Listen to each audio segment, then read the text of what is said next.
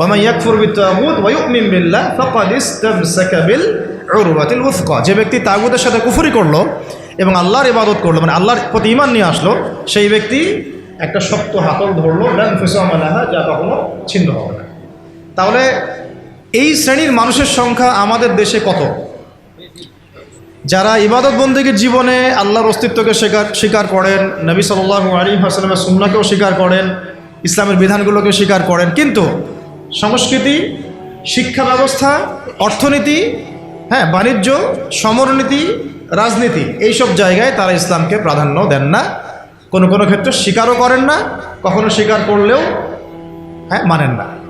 আমরা অনেকে মনে করি, অনেকে বলতে লক্ষ লক্ষ কোটি কোটি মানুষ মনে করে, বাংলাদেশের অনেকে বলতে লক্ষ লক্ষ কোটি কোটি মানুষ মনে করে, মুসলিম পরিবারের সন্তান তারা মনে করেন যে ইবাদত মনে হয় শুধু নামাজ, রোজা, হজ আর জাকাতের নাম, তাসবিহ, তাহলিল আর জিকির আজকারের। তারা কালিমা লা ইলাহা ইল্লাল্লাহ পড়েছেন, সাক্ষ্য দেন, নামাজও পড়েন, অনেক সময় জাকাতও দেন, রোজাও রাখেন, হজও করেন, ওমরাও করেন, কিন্তু এই আকীদা লালন করেন ইবাদত মনে হয় শুধু নামাজ, রোজা, হজ, জাকাত, তাসবিহ, তাহলিল, জিকির আজকারের নাম। ইবাদত যে ইসলামী পরিবার গঠনেরও নাম, ইবাদত মানে ইসলামিক শিক্ষা ব্যবস্থা, ইবাদত মানে ইসলামিক সংস্কৃতি, ইবাদত মানে ইসলামী অর্থনীতি এবং ইবাদত মানে ইসলামী রাজনীতি, এই বিষয়টা তারা বুঝতে চান না। শুধু তাই না, বরং তারা অস্বীকার করেন। কি করেন? সরাসরি অস্বীকার করেন। এবং অস্বীকার করে তারা কি করেন? অস্বীকার করে তারা মানব রচিত তন্ত্র মন্ত্র মতবাদের পূজা করেন।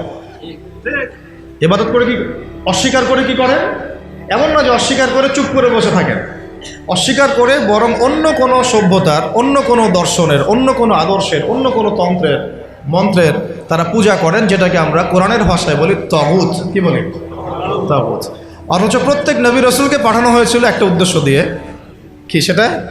প্রত্যেক নবী রসুল একটা দাওয়াত দিয়েছেন। সেই দাওয়াতটা কি ছিল?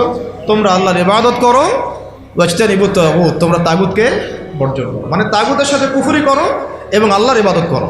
ওয়া মান ইয়াকফুর বিত-তাগুত ওয়া ইউমিন বিল্লাহ ফাকাদ ইসতামসাকা বিল উরওয়াতিল উসকা। যে ব্যক্তি তাগুতের সাথে কুফরি করলো এবং আল্লাহর ইবাদত করলো, মানে আল্লাহর প্রতি ঈমান নিয়ে আসলো, সেই ব্যক্তি একটা শক্ত হাতল ধরলো, লা ইনফিসামা লাহা, যা কখনো ছিন্ন হবে না। তাহলে এই শ্রেণীর মানুষের সংখ্যা আমাদের দেশে কত? যারা ইবাদত বন্দেগীর জীবনে আল্লাহর অস্তিত্বকে স্বীকার করেন, নবী সাল্লাল্লাহু আলাইহি ওয়াসাল্লামের সুন্নাহকেও স্বীকার করেন, ইসলামের বিধানগুলোকে স্বীকার করেন, কিন্তু সংস্কৃতি, শিক্ষা ব্যবস্থা, অর্থনীতি, বাণিজ্য, সমরনীতি, রাজনীতি, এইসব জায়গায় তারা ইসলামকে প্রাধান্য দেন না, কোনো কোনো ক্ষেত্রে স্বীকারও করেন না, কখনো স্বীকার করলেও মানেন না। কখনো স্বীকার করলেও মানেন না। তো এই শ্রেণীর মানুষকে আমরা আসলে কি বলতে পারি? এই মতবাদগুলোর কিছু নাম আছে বাংলাদেশে। যত সো কল্ড ডেমোক্রেটিক মানে সিস্টেম আছে আমাদের দেশে, এই সিস্টেমের আন্ডারে যে মানুষগুলো আছেন তারা এই আদর্শে দীক্ষিত হয়েছেন। যত সেকুলার সোসাইটি আছে তারা এই আদর্শে দীক্ষিত হয়েছে। যত কমিউনিস্ট সোসাইটি আছে তারা সবাই এই আদর্শে দীক্ষিত। যত জাতীয়তাবাদের লোকজন আছে বাংলাদেশে সবাই এই আদর্শে দীক্ষিত হয়েছে। অনেক সময় দেখা যায় আমাদের ভাইয়েরা, ভাই বলছি অর্থে তারা তো কালিমা পড়েছেন, তারা লা ইলাহা ইল্লাল্লাহ মুহাম্মাদুর রাসূলুল্লাহ বলার পরেও, নামাজ পড়ার পরেও, রোজা রাখার পরেও, হজ করার পরেও, জাকাত দেওয়ার পরেও তারা এই বৈষয়িক জীবনে ইসলামকে তারা মানতে চান না। তারা তাগুতের আনুগত্য করেন, তাগুতের দাসত্ব করেন, আর তাগুতের দাসত্ব মানেই শয়তানের দাসত্ব। আর এই যুগের শয়তান হচ্ছে দাজ্জাল। এই যুগের শয়তান কে? কারণ এই যুগের সবচেয়ে বড় শয়তানের যে মানে প্রতিনিধি আসবে সে কে? কিয়ামতের আগে আগে সে পৃথিবীতে আত্মপ্রকাশ করবে এবং সে একা বিশ্ব শাসন করবে না, ইহুদিদেরকে নিয়ে সে বিশ্ব শাসন করবে। সে নিজেকে খোদা দাবি করবে। তার মানে আল্লাহ বিরোধী যত কিছু আছে এই বিশ্বে আস্তে আস্তে এগুলো দাজ্জালের সাথেই সম্পৃক্ত হচ্ছে কোনো না কোনোভাবে। এখন কথা হচ্ছে যে এই মানুষগুলো এই একটা আংশিক ইসলাম ফলো করেন, সামগ্রিক জীবনে তার ইসলামকে ফলো করতে চান না। তার মানে ইবাদত, যে ইবাদত করতে আল্লাহ পাক আমাদেরকে দুনিয়াতে পাঠিয়েছেন, সেই ইবাদত তারা জীবনের একটা ক্ষেত্রে করতে চান, বাকি জীবনের একটা বড় অংশে সেই ইবাদত তারা করতে চান না। এই মানুষগুলোই তারা যারা বলেন যে ধর্মের সাথে রাষ্ট্রের কী সম্পর্ক। এই মানুষগুলি তারা যারা বলেন যে ইসলামী রাজনীতির কী প্রয়োজন আছে। এই মানুষগুলি কিন্তু তারা যারা বলেন যে ধর্ম নিয়ে রাজনীতি করতে আসবেন না। এই মানুষগুলি তারা যারা বলেন যে আপনারা ধর্মান্ধ, আপনারা ধর্ম ব্যবসা করছেন, আপনারা মৌলবাদী, আপনারা আরও অনেক সময় বলেছে জঙ্গি, কখনো বলেছে তারা সন্ত্রাসী। হ্যাঁ, তো কেন বলেন তারা? কেন এই কথাটা বলেন? কেউ বুঝে বলে, কেউ না বুঝে বলে। যারা না বুঝে বলে ওদের কথা বাদ দিলাম, যারা বুঝে বলে তাদের শাস্তিটা কেমন হবে? একটা বিষয় হলো, একজন কাফের সে কখনো কালিমার সাক্ষ্য দেয় নাই, সে আল্লাহকেও বিশ্বাস করে না, রাসূলকেও বিশ্বাস করে না, সে জীবনের কোনো অংশেই ইসলামকে বিশ্বাস করে না। এটা হলো এক সুরত। আরেকটা সুরত হচ্ছে আপনি কালিমা পড়েছেন, আল্লাহর একত্ববাদের সাক্ষ্য দেন, রাসূলের রেসালাতের সাক্ষ্য দেন, আখিরাতেও বিশ্বাস করেন, তারপরেও আপনি জীবনের একটা অংশে ইসলামকে মেনে চলেন, বাকি বড় অংশে আপনি ইসলামকে অস্বীকার করেন। তাহলে এই দুটো শাস্তি কি সমান হবে? দুটো অপরাধ কি সমান? অথচ আফসোস, আমাদের দেশের পলিটিক্যাল সিস্টেমে যত মতাদর্শ আছে তার 99% এই মতাদর্শে দীক্ষিত। তারা সেকুলার, 99% যদি বেশি হয় তাহলে 90% তো কমপক্ষে আছে যারা সেকুলার, যারা মনে করেন ইসলাম জীবনের একটা ক্ষেত্রে মানা যায় কিন্তু সামগ্রিক জীবনে ইসলামকে আনা যায় না। এই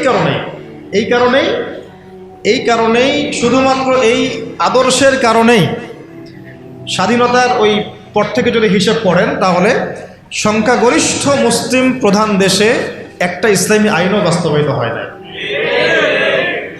যদি আপনি গণতন্ত্রের কথাই বলেন তাহলে আমি প্রশ্ন করতে পারি যে গণতন্ত্রের মূলনীতি কি? গণতন্ত্রের মূলনীতি হচ্ছে সংখ্যাগরিষ্ঠ মানুষ যা বলবে তাই হক, তাই তো?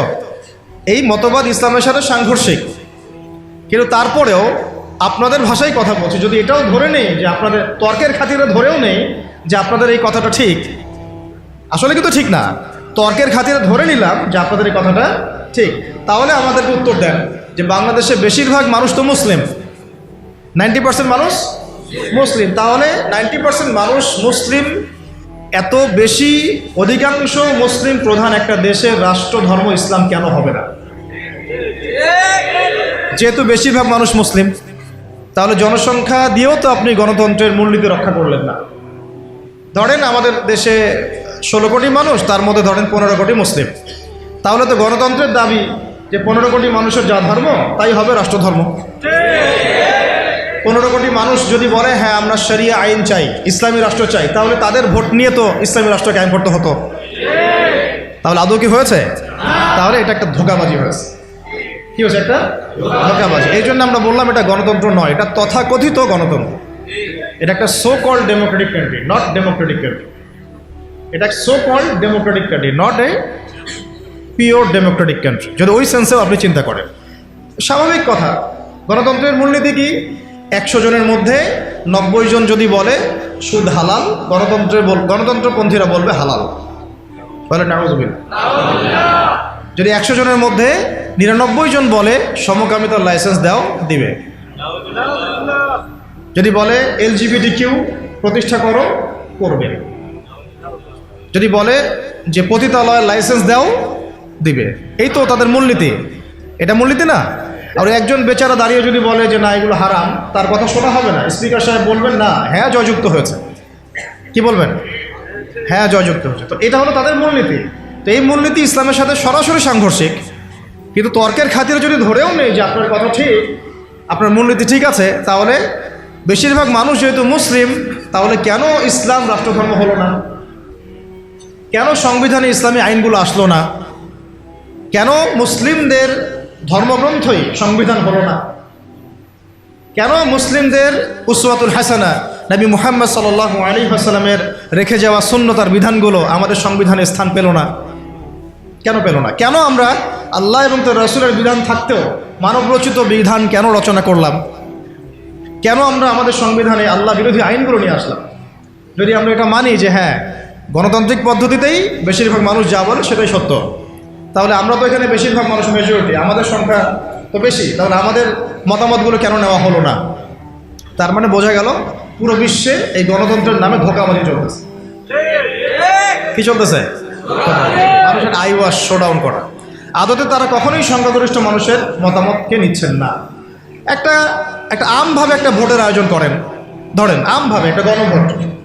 এখন এই মুহূর্তে এই পরিবর্তিত বাংলাদেশে যে তরুণ প্রজন্মকে আমরা গড়ার চেষ্টা করেছি বিগত 10 বছর থেকে, তাদের সংখ্যা মাশাআল্লাহ এখন লক্ষ লক্ষ না কোটি কোটি, তাই না? মাশাআল্লাহ। এখন একটা আপনারা একটা গণভোট নেন দেখি ইনসাফের সাথে, যে কত পার্সেন্ট মানুষ ইসলামী রাষ্ট্র চায় আর কত পার্সেন্ট মানুষ ইসলামী রাষ্ট্র চায় না। কত পার্সেন্ট মানুষ চায় যে বাংলাদেশে একটা ইসলামী রাষ্ট্র হোক বা একটা ইসলাম পথের সরকার আমাদের মাথার উপরে আসুক। একটা আমভাবে গণভোট নেন, তারপর দেখেন কে জিতে কে হারে। ইনসাফের সাথে এটা কি কখনো নেওয়া হয়েছে? সব রাতের অন্ধকারে হয়েছে। সব কি হয়েছে? এটা ধোঁকাবাজি না? তো এই দর্শনে যারা বিশ্বাস করেন তারা জীবনের একটা অংশে ইসলামকে মানেন, বাকি অংশে তার ইসলামকে মানেন। তারাই বলেন যে ইসলাম ধর্মকে আবার রাষ্ট্রে আনার কি দরকার, সংবিধানে কেন আল্লাহর আইন আনতে হবে, এগুলো তো মৌলবাদী কথা হয়ে যায়, এগুলো তো চরমপন্থা হয়ে যায়, এগুলো তো সেকেলে কথা হয়ে যায়, এই যুগে কি এগুলো চলে? নাউযুবিল্লাহি মিন যালিক। তারা এগুলো বলেছে না? এর বাইরে একটা শ্রেণী আছে এই অঙ্গনে, তাদেরকে বলা হয় কমিউনিস্ট। কি বলা হয়? যত বামপন্থী তারা এই দলের অন্তর্ভুক্ত। তাদের মতামতটা আরও বেশি গর্হিত, কারণ গণতন্ত্রপন্থীরা অন্তত জীবনের একটা ক্ষেত্রে আল্লাহর অস্তিত্ব স্বীকার করে।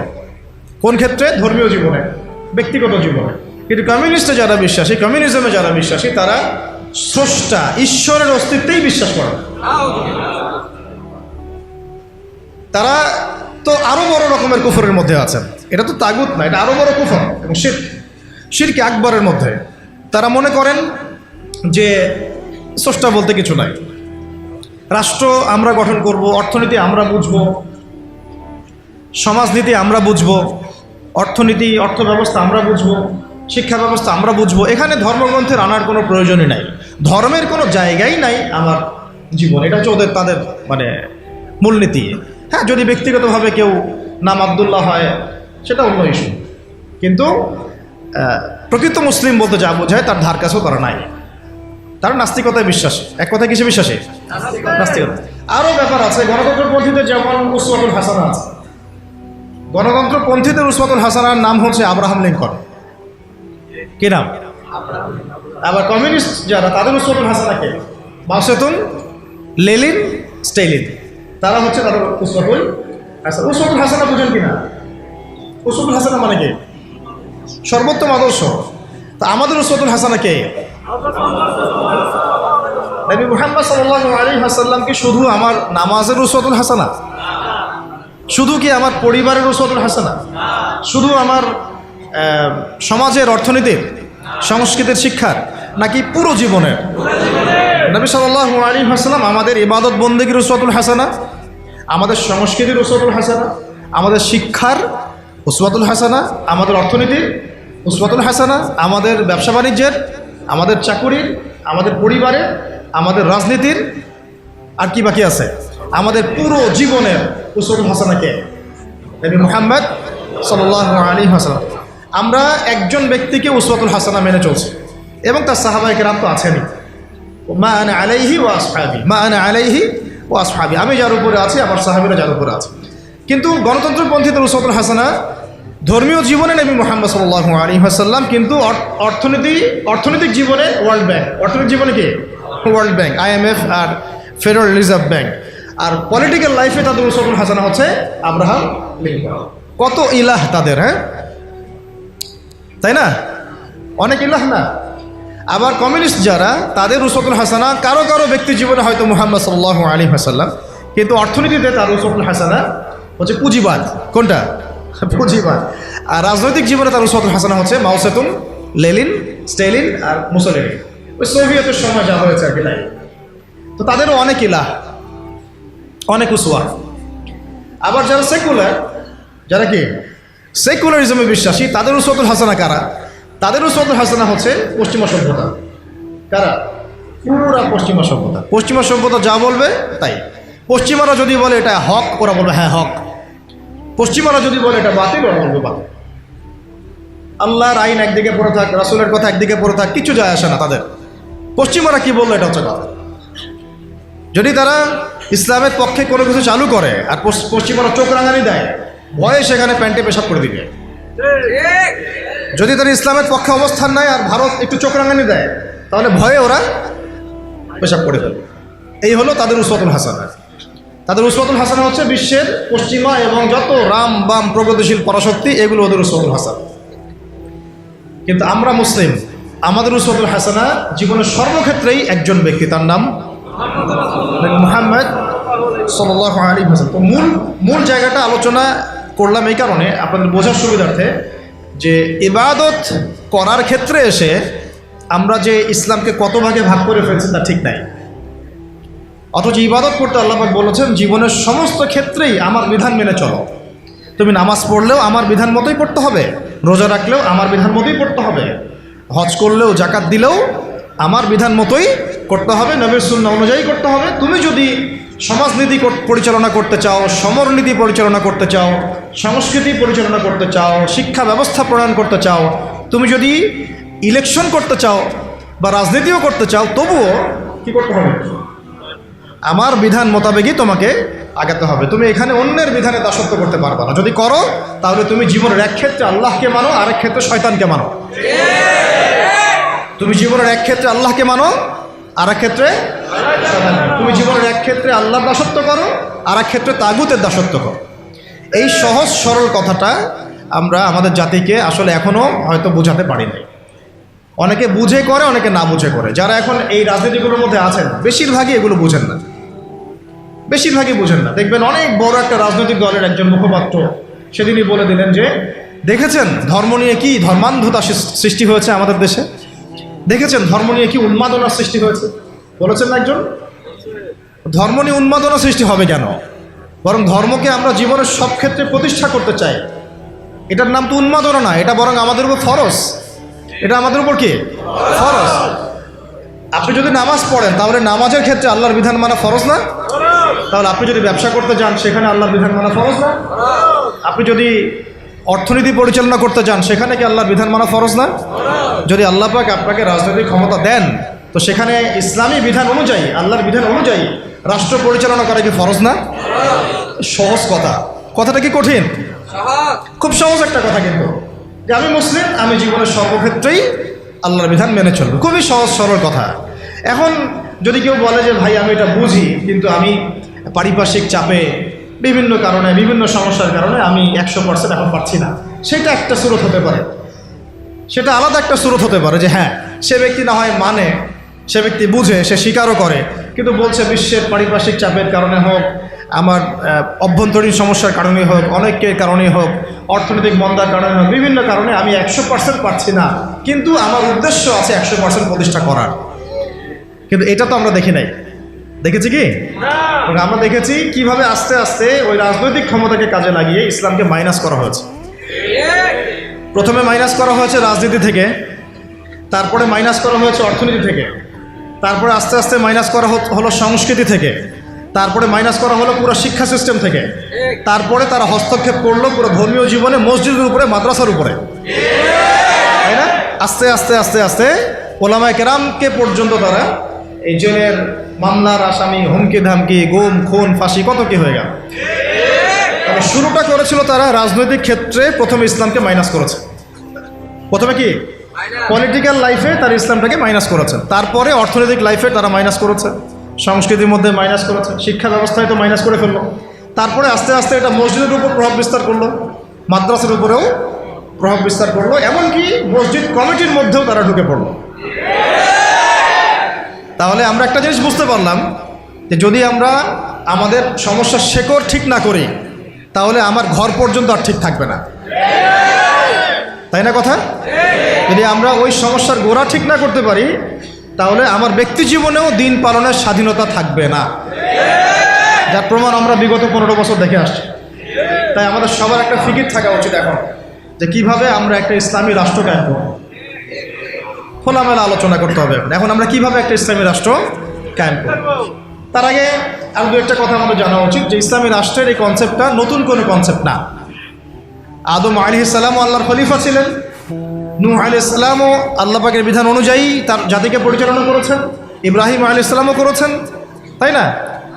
সবাই করেছেন। নবী মুসা আলাইহিস সালাম করেছেন, ইউসুফ আলাইহিস সালাম করেছেন, খাস করে দাউদ আলাইহিস সালাম তিনি আল্লাহ পাকের বিধান দিয়ে জেরুজালেম থেকে 40 বছর বিশ্বকে শাসন করেছেন। করেন নাই? তাহলে এটা কোনো নতুন কনসেপ্ট না। খিলাফার যে কনসেপ্ট, এটা কি নতুন কোনো কনসেপ্ট না। খিলাফা মানে কি? খিলাফা মানে হচ্ছে আল্লাহর জমিনে আল্লাহর দিন প্রতিষ্ঠা করা, যেটাকে আমরা বলি ইকামতে দিন। কি বলি? ইকামতে দিন। যে ব্যক্তি আল্লাহ পাকের জমিনে আল্লাহর দিনকে প্রতিষ্ঠা করে তাকে আমরা বলি খলিফা। কি বলি? যেমন উমর রাদিয়াল্লাহু আনহু খলিফা ছিলেন, আবু বকর রাদিয়াল্লাহু আনহু খলিফা ছিলেন, উসমান রাদিয়াল্লাহু আনহু খলিফা ছিলেন, আলী ইবনে আবি তালেব খলিফা ছিলেন। তারা ছিলেন আল্লাহর খলিফা, মানে তারা আল্লাহর প্রতিনিধি। তারা আল্লাহর জমিনে আল্লাহর বিধান প্রতিষ্ঠা করবেন এবং সেই বিধান দিয়ে বিচার ফয়সালা করবেন। তো এখানে পার্থক্যটা বুঝতে হবে আমাদেরকে, যে গণতান্ত্রিক ক্ষেত্রে, ধর্মনিরপেক্ষ রাষ্ট্রে, কমিউনিস্ট রাষ্ট্রে সেখানে আল্লাহর খলিফা নাই। আল্লাহর খলিফা আছে না, কারণ সেখানে আল্লাহর বিধান প্রতিষ্ঠার কোনো ফিকির নাই। আর যেখানে আল্লাহর খলিফা নাই সেখানে কার খলিফা থাকবে? সিম্পল কথা, যেখানে আল্লাহর খলিফা নাই সেখানে কার খলিফা? তাগুতের বিধান বাস্তবায়িত করা হচ্ছে। এই পার্থক্যটা আমাদের বুঝতে হবে। এটা নতুন কোনো কনসেপ্ট নয়। আমাদের নবী সাল্লাল্লাহু আলাইহি ওয়াসাল্লামকে রাষ্ট্র পরিচালনা করেন নাই? তার রাষ্ট্রের নাম কি? না বুঝে বলেন না। তার প্রথম রাষ্ট্রের নাম কি? মদিনা। মদিনা প্রথম ইসলামিক রাষ্ট্রের নাম কি? মদিনা। তারপরে মদিনাকে ভিত্তি করে আস্তে আস্তে আস্তে তিনি মক্কা বিজয় করেছেন। প্রথম ইসলামিক স্টেটের নাম কি? মদিনাতুল মুনাওয়ারা। তো সেখানে কি অন্য ধর্মের মানুষ ছিল না? তাদের অধিকার রক্ষা করা হয়েছে না? তাদের সাথে সনদ হয়েছে না? ইহুদিরা চুক্তি ভঙ্গ করেছে, তখন আমরা আক্রমণ করেছি, কারণ গাদ্দারদের কোনো ক্ষমা নাই। আমরা এই আমাদের অভ্যুত্থান, অভ্যুত্থানের পরে আমরা হয়তো ওই ভারতীয় দালালদেরকে মাফ করে দিচ্ছি, অনেকে গা ঢাকা দিচ্ছে, অনেক খুনের বিচার হচ্ছে না, আমরা অনেক ছাড় দিচ্ছি আর কি। কিন্তু নবী সাল্লাল্লাহু আলাইহি ওয়াসাল্লামের সুন্নত এটা নয়। তার সুন্নত হচ্ছে জালেমের উপর দয়া, মানে হচ্ছে মাজলুমের উপর খেয়ানত। জালেমের উপর মারহামাত, মাজলুমের উপরে কি? খেয়ানত। নবী সাল্লাল্লাহু আলাইহি ওয়াসাল্লামের সাথে গাদ্দারি করেছে বনু কাইনুকা, নবীজি বের করে দিয়েছেন। তাও একজন মুসলিম নারীর সম্ভ্রমহানি করেছিল, তাতেই পুরা বনু কাইনুকাকে বের করে দেওয়া হয়েছে। আর আমরা তো দেখছি যে প্রকাশ্যে সাইফুল ইসলামকে জবাই করা হলো, কোনো বিচার হইল না, তাই না বিষয়টা? তো এটা বনু কাইনুকার ক্ষেত্রে হয়েছে। আবার বনু নাজির নবী সাল্লাল্লাহু আলাইহি ওয়াসাল্লামকে কি করেছিল? উপর থেকে এই যে আপনার চাকতি বুঝেন, চরকি যেগুলো বলে, কি জানি বলে, জাতা যেগুলোতে ধান পিষত আগেকার মানুষ, এইগুলো উপর থেকে ফেলে আল্লাহর নবীর মাথায় ফেলতে চেয়েছিলেন সাল্লাল্লাহু আলাইহি ওয়াসাল্লাম। এভাবে গুপ্ত হত্যার চেষ্টা করেছিল তারা, বনু নাজির গোত্র।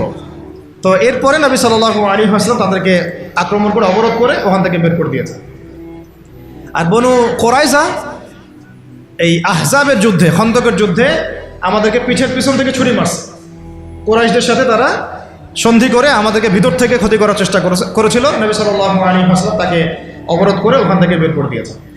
কখন আমরা তাদের সাথে চড়াও হয়েছি? যখন তারা আমাদের সাথে গাদ্দারি করেছে। তো নবী সাল্লাল্লাহু আলাইহি ওয়াসাল্লামও রাষ্ট্র চালিয়েছেন, মদিনা রাষ্ট্র। সেখানে অমুসলিমদের অধিকার তিনি সুরক্ষিত করেছেন, কিন্তু গাদ্দারদেরকে মাফ করেন নাই, শাতেমে রাসূলকে মাফ করেন নাই, নবীকে যারা গালি দিয়েছেন তাদেরকে মাফ করা হয় নাই।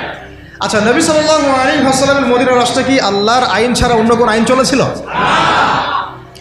তাহলে আপনি পার্থক্য বুঝে নেন, আমাদের সাথে তাদের কি পার্থক্য? তাদেরও ভূখণ্ড ছিল, মানে নবী সাল্লাল্লাহু আলাইহি ওয়াসাল্লাম এবং সাহাবীদেরও ভূখণ্ড ছিল, আমাদেরও ভূখণ্ড আছে। তাদেরও সরকার ছিল, আমাদেরও সরকার আছে। তাদেরও সার্বভৌমত্ব ছিল, আমাদেরও আছে। তাদেরও সংবিধান ছিল, আমাদেরও আছে। তাদেরও এই আপনার আর কি লাগে? হ্যাঁ, বুঝলেন না? ঠিক আছে, ওটা বলেছি। আর রাষ্ট্র গঠনের 4টা মৌলিক উপাদান লাগে: ভূখণ্ড, মাশাআল্লাহ, ভূখণ্ড, সরকার, সার্বভৌমত্ব এবং জনসংখ্যা। এই 4টা মদিনা রাষ্ট্রেও ছিল, আমাদের বাংলাতেও আছে। পার্থক্য তাহলে কোথায়? ওখানে অমুসলিমদের অধিকার খর্ব করা হয় নাই, কিন্তু এখানে মুসলিমদের অধিকার খর্ব করা হচ্ছে। সেখানে অমুসলিমদের অধিকার পর্যন্ত খর্ব করা হয় নাই। কোথায়? মদিনায় অমুসলিমদের অধিকার পর্যন্ত খর্ব করা হয় নাই, আর এখানে মুসলিমদের পর্যন্ত অধিকার খর্ব করা হচ্ছে। পার্থক্য আছে না? পার্থক্য। ওখানে অমুসলিমদের সাথে আমরা কোনো দ্বন্দ্বে যাই নাই যতক্ষণ না তারা আমাদের সাথে গাদ্দারি করেছে, বেইমানি করেছে এবং আমাদেরকে পিছন থেকে ছুরি মেরেছে।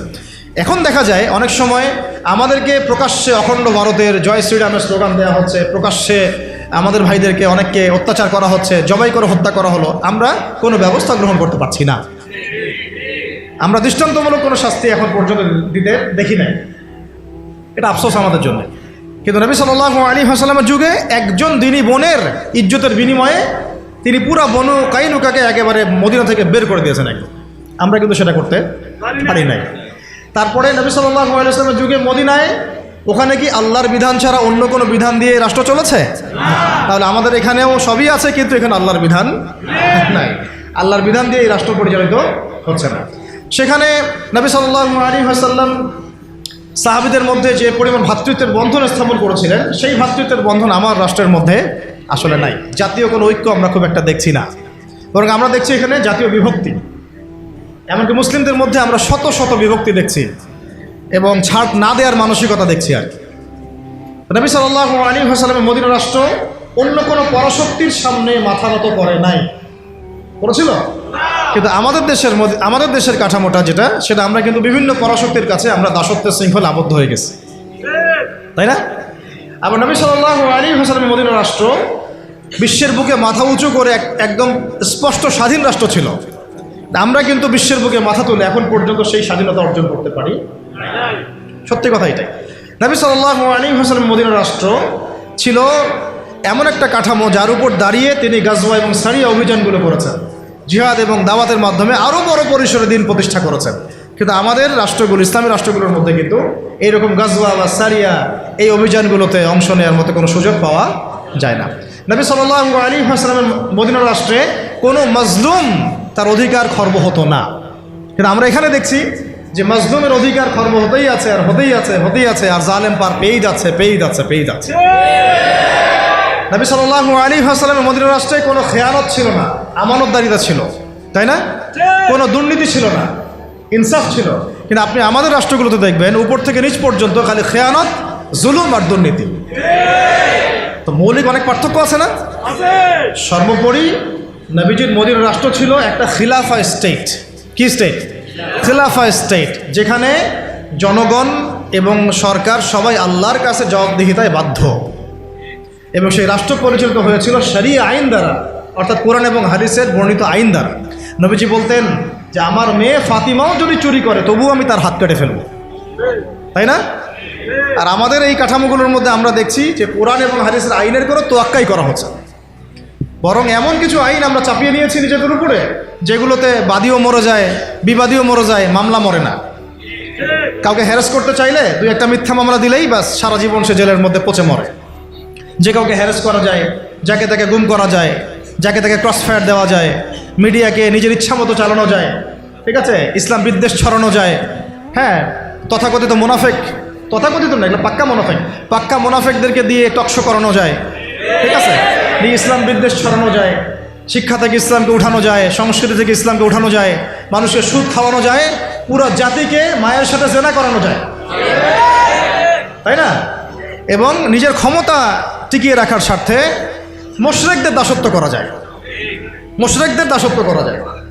তো এই রাষ্ট্র ব্যবস্থাগুলোর মৌলিক পার্থক্যকে আমরা বুঝতে পারছি যে মদিনা রাষ্ট্র কীরকম একটা পবিত্র এবং প্রামাণ্য একটা রাষ্ট্র ছিল, স্বতন্ত্র, স্বাধীন, সার্বভৌম একটা রাষ্ট্র ছিল, যে রাষ্ট্র এবং জনগণ আল্লাহ ছাড়া কাউকে ভয় করতো না, তাই না? এবং সেই রাষ্ট্রটাকে ভিত্তি করে নবী সাল্লাল্লাহু আলাইহি ওয়াসাল্লাম দাওয়াত এবং জিহাদের মধ্য দিয়ে আস্তে আস্তে রাষ্ট্রের আয়তন বাড়িয়েছেন, জনসংখ্যা বেড়েছে, ইসলাম প্রসারিত হয়েছে। এবং যেই মক্কায় 13 বছর আমরা জুলুমের শিকার ছিলাম, সেই মক্কা আমরা বীরের বেশে জয় করলাম, তাই না? শুধু কি সেখানেই থেমে গেলাম? সেটাকে ভিত্তি করে আবার আবু বকর রাদিয়াল্লাহু আনহু, ওমর, ওসমান, আলী, 4 খলিফার যুগে ইসলাম অর্ধেক বিশ্ব পর্যন্ত ছড়ায় গেল। একদম ওই আপনার স্পেন থেকে, পর্তুগাল থেকে নিয়ে চায়না পর্যন্ত, এদিকে আপনার কি বলবো আফ্রিকা থেকে নিয়ে একেবারে সাইপ্রাস থেকে শুরু করে আফগানিস্তান, পাকিস্তান, সিন্ধু পর্যন্ত পুরো কন্টিনেন্টটা ইসলামের ছায়াতলগত হলো না 4 খলিফার সময়? ওই খেলাফা রাষ্ট্রের উপর দাঁড়িয়ে হয়েছে। ওইটা আমাদের ইতিহাস, এটা আমাদের শেকড়। আমরা এই জাতি ছিলাম, সেখান থেকে আমরা কোথায় আসছি একটু চিন্তা করতে পারছেন? পুরো রাষ্ট্র ব্যবস্থার মধ্যে দুর্নীতি, অনিয়ম, জুলুম, খেয়ানত, মানে মাজলুমের অধিকার খর্ব করা, হ্যাঁ, আইনের সুশাসন নিশ্চিত না হওয়া, একেবারে জোরজার মুল্লুকতার, জ্ঞানীদেরকে মূল্যায়ন না করা, মূর্খদের রায় নিয়ে রাষ্ট্র পরিচালনা করা, হ্যাঁ, এবং আল্লাহ বিরোধী আইনগুলোকে হালাল করে নেওয়া, আল্লাহর হালালকে হারাম করে নেওয়া, আল্লাহর হারামকে হালাল করে ফেলা, হ্যাঁ, তাগুতি বিধান চাপিয়ে দেওয়া, ইসলামকে সংকুচিত করা, ইসলাম বিদ্বেষ ছড়ানো। কি করি নাই আমরা, কি করি নাই আমরা? মূল কথা হচ্ছে আমরা ইসলামটাকে শুধু ব্যক্তি জীবনে ওই ইহুদি খ্রিস্টানদের মতো, ওরা যেমন গির্জায় প্যাগোডায় ধর্মকে সংকুচিত করেছে, ওই রকম আমরাও চেয়েছি যে ইসলামকে মসজিদের মধ্যে ঢুকায় তালা মেরে রেখে দেব, বাইরে ইসলামকে আমরা আসতে দিব না, তাই না? এটার বাস্তব রূপরেখা আমরা দেখেছি এই সেকুলার রাষ্ট্রগুলো। তো এখন যদি আমরা এগুলো থেকে কোনো শিক্ষা নিয়েই থাকি, তাহলে আমাদের আগে জানা উচিত যে ইসলামী রাষ্ট্র ব্যবস্থায় সুবিধা কি, অসুবিধাগুলো কি, এবং এখানে আমাদের ভূমিকাটা কি, নাকি আমরা আসলে চাই এভাবেই চলতে থাক। আসলে সিদ্ধান্তে আসে নাকি আপনারাই বলেন তো, আসলে কি এভাবেই চলতে থাকা উচিত? দেখেন, এভাবে যদি চলতে থাকে, আমি আপনাদেরকে গ্যারান্টি দিচ্ছি, আল্লাহ না করুক, যদি এইভাবে চলতে থাকে তাহলে ব্যক্তি জীবনেও আপনি ইবাদত করার স্বাধীনতা হারাবেন। ইভেন আমরা তো আশঙ্কা করছিলাম যে কোন দিন জানি দাড়ি রাখার নিষেধাজ্ঞা চালু হয়। আপনারা কি তুরস্কের ইতিহাস পড়েছিলেন? যখন তুরস্ক প্রথম বিশ্বযুদ্ধে অটোম্যানরা যখন মানে ফার্স্ট ওয়ার্ল্ড ওয়ারে অংশ নিয়েছিল, হেরে গিয়েছিল, মোস্তফা কামাল আতাতুর্ককে ক্ষমতায় বসানো হয়েছিল, তখন আজান বন্ধ হয়ে গিয়েছিল, মাদ্রাসা বন্ধ হয়ে গিয়েছিল, মসজিদ তালা মারা হয়েছিল, দাড়ি রাখা নিষেধ করা হয়েছিল। এমন কোনো জুলুম নাই তখন করা হয় না। তো এভাবে যখন ইসলামকে রাজনৈতিক অঙ্গন থেকে সরিয়ে ফেলা হয়, তখন আস্তে আস্তে ইসলাম ব্যক্তি জীবন থেকে উঠে যায়, উঠিয়ে দেওয়া হয়। একটা সহজ সরল বিষয়, আমার কাছে যদি এই পুরো মিরপুর এলাকার, ধরেন অন্য কথা বাদ দিলাম, পুরো মিরপুর এলাকার অথরিটি যদি আমার কাছে থাকে, এবং আমি যদি একজন স্বাধীন শাসক হই মিরপুরের, ফর এক্সাম্পল, একটা এক্সাম্পল দিচ্ছি, যে এই মিরপুর অঞ্চলটুকুর স্বাধীন শাসক একজন আমি, ধরেন XYZ, বা আপনি আব্দুর রহমান, ওয়েভার ইজ। এখন আপনার অথরিটি আছে, আপনি চাইলে আপনার এলাকার সব মদের বার বন্ধ করতে পারেন, সব জুয়ার আসর আপনি বন্ধ করতে পারেন, আপনি আপনার এখানে প্রশাসনিক বাহিনী দিয়ে এখানে জরিমানা করতে পারেন, আইনের সুশাসন নিশ্চিত করতে পারেন, আপনি এই এলাকার সমস্ত মসজিদকে আবাদ করতে পারেন, সমস্ত বক্তব্যে কোরআনের একেবারে কি বলবো, কোরআনের শিক্ষা প্রচার প্রসার আপনি বাস্তবায়ন করতে পারেন, প্রত্যেকটা মাদ্রাসাকে আপনি আরও উন্নত করতে পারেন, এমনকি ওলামায়ে কেরামদেরকে ভাতা দিতে পারেন, তাই না? তাদেরকে আপনি উন্নত জীবন দিতে পারেন, তাদেরকে জুলুমের হাত থেকে বাঁচাতে পারেন। মানে এক কথা, এই এলাকায় আপনি আল্লাহ এবং তার রাসূলের বিধানকে বাস্তবায়ন করতে পারবেন, সমস্ত জুলুমের শেকড় উপড়ায় ফেলতে পারবেন। কিন্তু যদি এই এলাকার শাসন ক্ষমতা আপনার হাতে না থাকে, আমি যদি একটা সাধারণ মানুষ হই, তাহলে আদৌ কি আপনি এগুলো করতে পারবেন? এই সহজ কথাটা আমরা বুঝি না। অনেকেই আমরা আমাদের কাপুরুষতার কারণে ঝুঁকি নিতে হবে এই কারণে এখানে জীবন যাওয়ার সুযোগ আছে, এই কারণে এই কথাগুলো বলাও আমরা ছেড়ে দিয়েছি। বিগত 15 বছরে কিন্তু এগুলো খুব একটা বলাও হয় নাই, বা যারাই বলতে চেষ্টা করেছেন তাদেরকে উঠিয়ে নেওয়া হয়েছে। আর এটা আল্লাহ পাকের রহমত যে আমরা এখনো বেঁচে আছি। বাঁচার তো কথা ছিল না, বাঁচার কথা কিন্তু ছিল না। আল্লাহ পাক তার দিনকে তার জমিনে প্রতিষ্ঠা করার জন্য, প্রসার করার জন্যই হয়তো আমাদেরকে রেখেছেন, অন্য কোনো উদ্দেশ্য নাই আমাদের এখানে। তো এখন আমরা যদি এই সুযোগকে কাজে না লাগাই, যদি আমরা সবাই মিলে এই সুযোগকে কাজে না লাগাই, তাহলে কে জানে আবার 10-20 বছর পরে বা 5 বছর পরে, আল্লাহ না করুক, যদি আরও বড় কোনো জালেম চেপে বসে, তাহলে না থাকবে আমাদের কোনো দেহ, আর না থাকবে আমাদের কোনো গর্দান। আর যদি আমরা এখনই সংশোধন হতে পারি এবং আমাদের ইসলামটাকে আস্তে আস্তে ব্যক্তি পর্যায় থেকে নিয়ে সমাজে, অর্থনীতির মধ্যে, রাজনীতির মধ্যে নিতে পারি, ইনশাআল্লাহ এত সহজে তারা আমাদেরকে উৎখাত করতে পারবে না। পারবে? ইনশাআল্লাহ পারবে না। তো এই জিনিসটাই এখন বেশি আলোচনার দরকার। তাহলে এখন আসেন, একটা বিষয় একটু আপনাদের সামনে স্পষ্ট করতে চাই, যে খালি পয়েন্টসগুলো বলবো, বিস্তারিত আপনাদেরকে বলতে হবে না, আপনারা বুঝতেছেন, আমি বুঝতে পারছি। শুধু পয়েন্টগুলো বলবো যে কি কি সুফল হতে পারে যদি একটা ইসলামিক রাষ্ট্র ব্যবস্থা আমাদের মাথার উপরে আসে, বা একটা ইসলামপন্থী গভর্নমেন্ট আমাদের মাথার উপরে আসে, তাহলে আমরা কি কি সুবিধা পাইতে পারি। অনেকে হয়তো মনে করেন যে এটা থাকলেও যা, না থাকলেও তা। তো অনেকে আবার এগুলো নিয়ে আলোচনা করেন না বা করেন না, এতে করে এটা মাথা থেকে মাইনাস হয়ে গেছে। একটা বিষয় বুঝেন, এটা আসলে আমার একটা বুঝ আর কি, নিজের মতো করে বলছি আর কি। একটা বিষয় কি, একটা বিষয়ের অভিজ্ঞতা মানুষের না থাকলে সেই বিষয়টার মর্ম এহমিয়ত কিন্তু মানুষ বুঝে না। যেমন ধরেন আমরা যারা এখনও কক্সবাজারে কেউ যায় নাই, তাকে আপনি যতই বলেন যে সমুদ্রটা এমন, সমুদ্রটা ওই রকম, সমুদ্রের পাড়ে দাঁড়ালে এমন হয়, ওইখানে এত এইরকম বাতাস থাকে, মেরিন ড্রাইভ রোডটা এইরকম, সে কিন্তু কল্পনায় আনবে, কিন্তু সে কিন্তু উপলব্ধি করতে পারবে না। বুঝতে পারছি কথা? সিমিলারলি আপনি শুনেছেন যে মদিনা এমন, মক্কা এমন, কখনো যান নাই, আপনি কিন্তু উপলব্ধি করতে পারবেন না। রাষ্ট্র ক্ষমতায় আমরা দাড়ি টুপিওয়ালা মানুষরা সংখ্যাগরিষ্ঠতা নিয়ে, হ্যাঁ, একেবারে পুরা রুটির টুকরাটা আমরা কখনো পাইনি এ পর্যন্ত। পেয়েছি কি বিগত প্রায় 50, 60, 70 বছরে?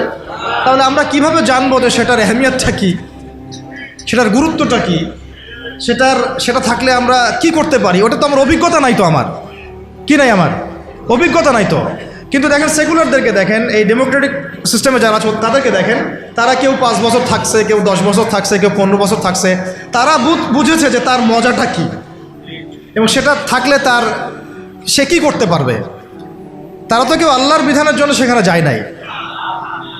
কেউ গিয়েছে ধরেন যে 10 বছর লুটপাট করেছে, জুলুম করেছে, দুর্নীতি করেছে, বিদেশে টাকা পাচার করেছে, যে মেয়েটাকে পছন্দ হয়েছে উঠাই নিয়ে আসছে, ঠিক আছে, ধর্ষণের সেঞ্চুরি করছে, ওই ক্ষমতা কাজে লাগায় সে হল দখল করছে, জমি দখল করছে, ব্যাংক দখল করছে, কোম্পানি দখল করছে, সে ওই মজাটা বুঝছে আর কি, ক্ষমতার মজা কি, ওর অর্থে মজা বললাম আর কি, ঠিক আছে। সে বুঝতে পারছে যে হ্যাঁ, ক্ষমতা থাকলে আমার এই জিনিসগুলো আমি তো পাবো। এই জন্য দেখেন, 1000 বার মাইর খাইলেও, নেতাকর্মী জীবন দিলেও সে ওই রাজনীতি থেকে সরে যায় না, তাই না? 10 বছর মাইর খায়, আবার আসে না, আমাকে যাইতে হবে, কারণ ওখানে কি মজা আমি তো জানি, ওইটা যদি একবার পাই তাহলে আমি আবার এইগুলা পাবো, তাই না বিষয়টা? তো ওদের একটা উদাহরণ দিয়ে বোঝালাম। এই জন্য দেখেন, তারা তাদের এই রাজনৈতিক মুভমেন্ট থেকে কখনো সরে যায় না। সরে যায় কখনো? যায়নি, যায় না, যাবেও না, কারণ তারা ওর অভিজ্ঞতা অর্জন করেছে, তারা ওই মজাটা বুঝেছে। কিন্তু আমরা কখনো ওখানে গিয়ে আল্লাহর বিধান কি কায়েম করতে পেরেছি? আমরা তো ওখানে গিয়ে ন্যায় বিচার, ইনসাফ, হ্যাঁ, তারপরে আপনার আল্লাহর বিধান, শরিয়া আইন, তারপরে হুদুদ, কিসাস, এই যে বিষয়গুলো আমরা তো বাস্তবায়ন করতে পারি নাই। আমাদের ওই অভিজ্ঞতাটা নাই, তো এই কারণে আমাদের মধ্য থেকে আলোচনা উঠে গেছে আস্তে আস্তে, খুব কম, লিমিটেড। কিন্তু আমরা যদি একবার ওখানে যেতে পারি, তখন দেখবেন আপনারাও বা আমরাও ওইটা ছাড়তে চাবো না, কারণ আমরা জানি ওখানে গেলে ইসলামকে কত বড় পরিসরে কায়েম করা যাবে ইনশাআল্লাহ, তাই না? আমরা ইসলামিক সেন্সে বলছি, আমরা ওখানে গেলে বুঝতে পারবো যে আমরা কত বড় পরিসরে ইসলামের খেদমত করতে পারবো ইনশাআল্লাহ। যেহেতু আমরা যেতে পারি নাই, তাই আমাদের মধ্যে ওই অভিজ্ঞতাটা কিন্তু এখন অর্জিত হয় না। এই কারণে আলোচনাগুলোর দরকার, যে ওখানে গেলে কি পেতে পারেন বা সুফলটা কি হতে পারে, আর না গেলে কি কুফলগুলো হচ্ছে। শুধু পয়েন্টগুলো বলবো। 1 নাম্বার, যদি একটা ইসলামিক সরকার আমাদের মাথার উপরে আসে এবং একটা ইসলামপন্থী রাষ্ট্র আমরা সামনে কায়েম করতে পারি, সামনে বলতে হতে পারে 5 বছর পরে, 10 বছর পরে যদি কায়েম করতে পারি ইনশাআল্লাহ, তাহলে সর্বপ্রথম আমরা পুরো দেশে সালাত কায়েম করতে পারবো। সালাত কায়েম করতে পারবো, কায়েম। আমরা এখন নামাজ পড়ি, তাই না? নামাজ কায়েম করি ব্যক্তি জীবনে, পারিবারিক জীবনে, কিন্তু আমরা জাতিগতভাবে কিন্তু নামাজ কায়েম করতে পারি না। আপনি তো চার্জ করতে পারছেন না। আমাদের মুরব্বী ওলামা একরাম অনেকে এখানে আছেন, যে কয়েক বছর আগেই মদিনায় যারা নামাজ পড়তো না, দোকান খোলা থাকতো না আমাদের সময়, তাদেরকে ধরে নিয়ে যাইতো না, গারামা দিত, গারামা, জরিমানা, অনেকে তো পিটাইতো, জেলও দিত, অনেকে ওই মরুভূমিতে গিয়ে রেখে দিয়ে আসতো, হাইটা আয়তো শাস্তি। মানে নামাজ যদি রাষ্ট্র চায় তাহলে জনগণকে পড়াতে পারে, রাষ্ট্র যদি চায় জনগণকে মাস্ক পরাইতে পারে না? হ্যাঁ, তো রাষ্ট্র যদি চায় তাহলে জনগণকে নামাজও পড়াইতে পারবে ইনশাআল্লাহ। আর যারা বুঝে না তাদেরকে শিখাইতে পারবে, যারা নামাজ পড়তে জানে না তাদেরকে আমরা ইসলামিক সেন্টারে পাঠাইতে পারবো, তরবিয়ত দিতে পারবো, ওলামা একরামের সোহবতে নিয়ে এসে শিখাইতে পারবো, তাই না? কিন্তু আপনি এটা রাষ্ট্রীয় উদ্যোগে এখন আর করতে পারবেন না। এটা ব্যক্তি জীবনে সীমাবদ্ধ হয়ে থাকে তখন।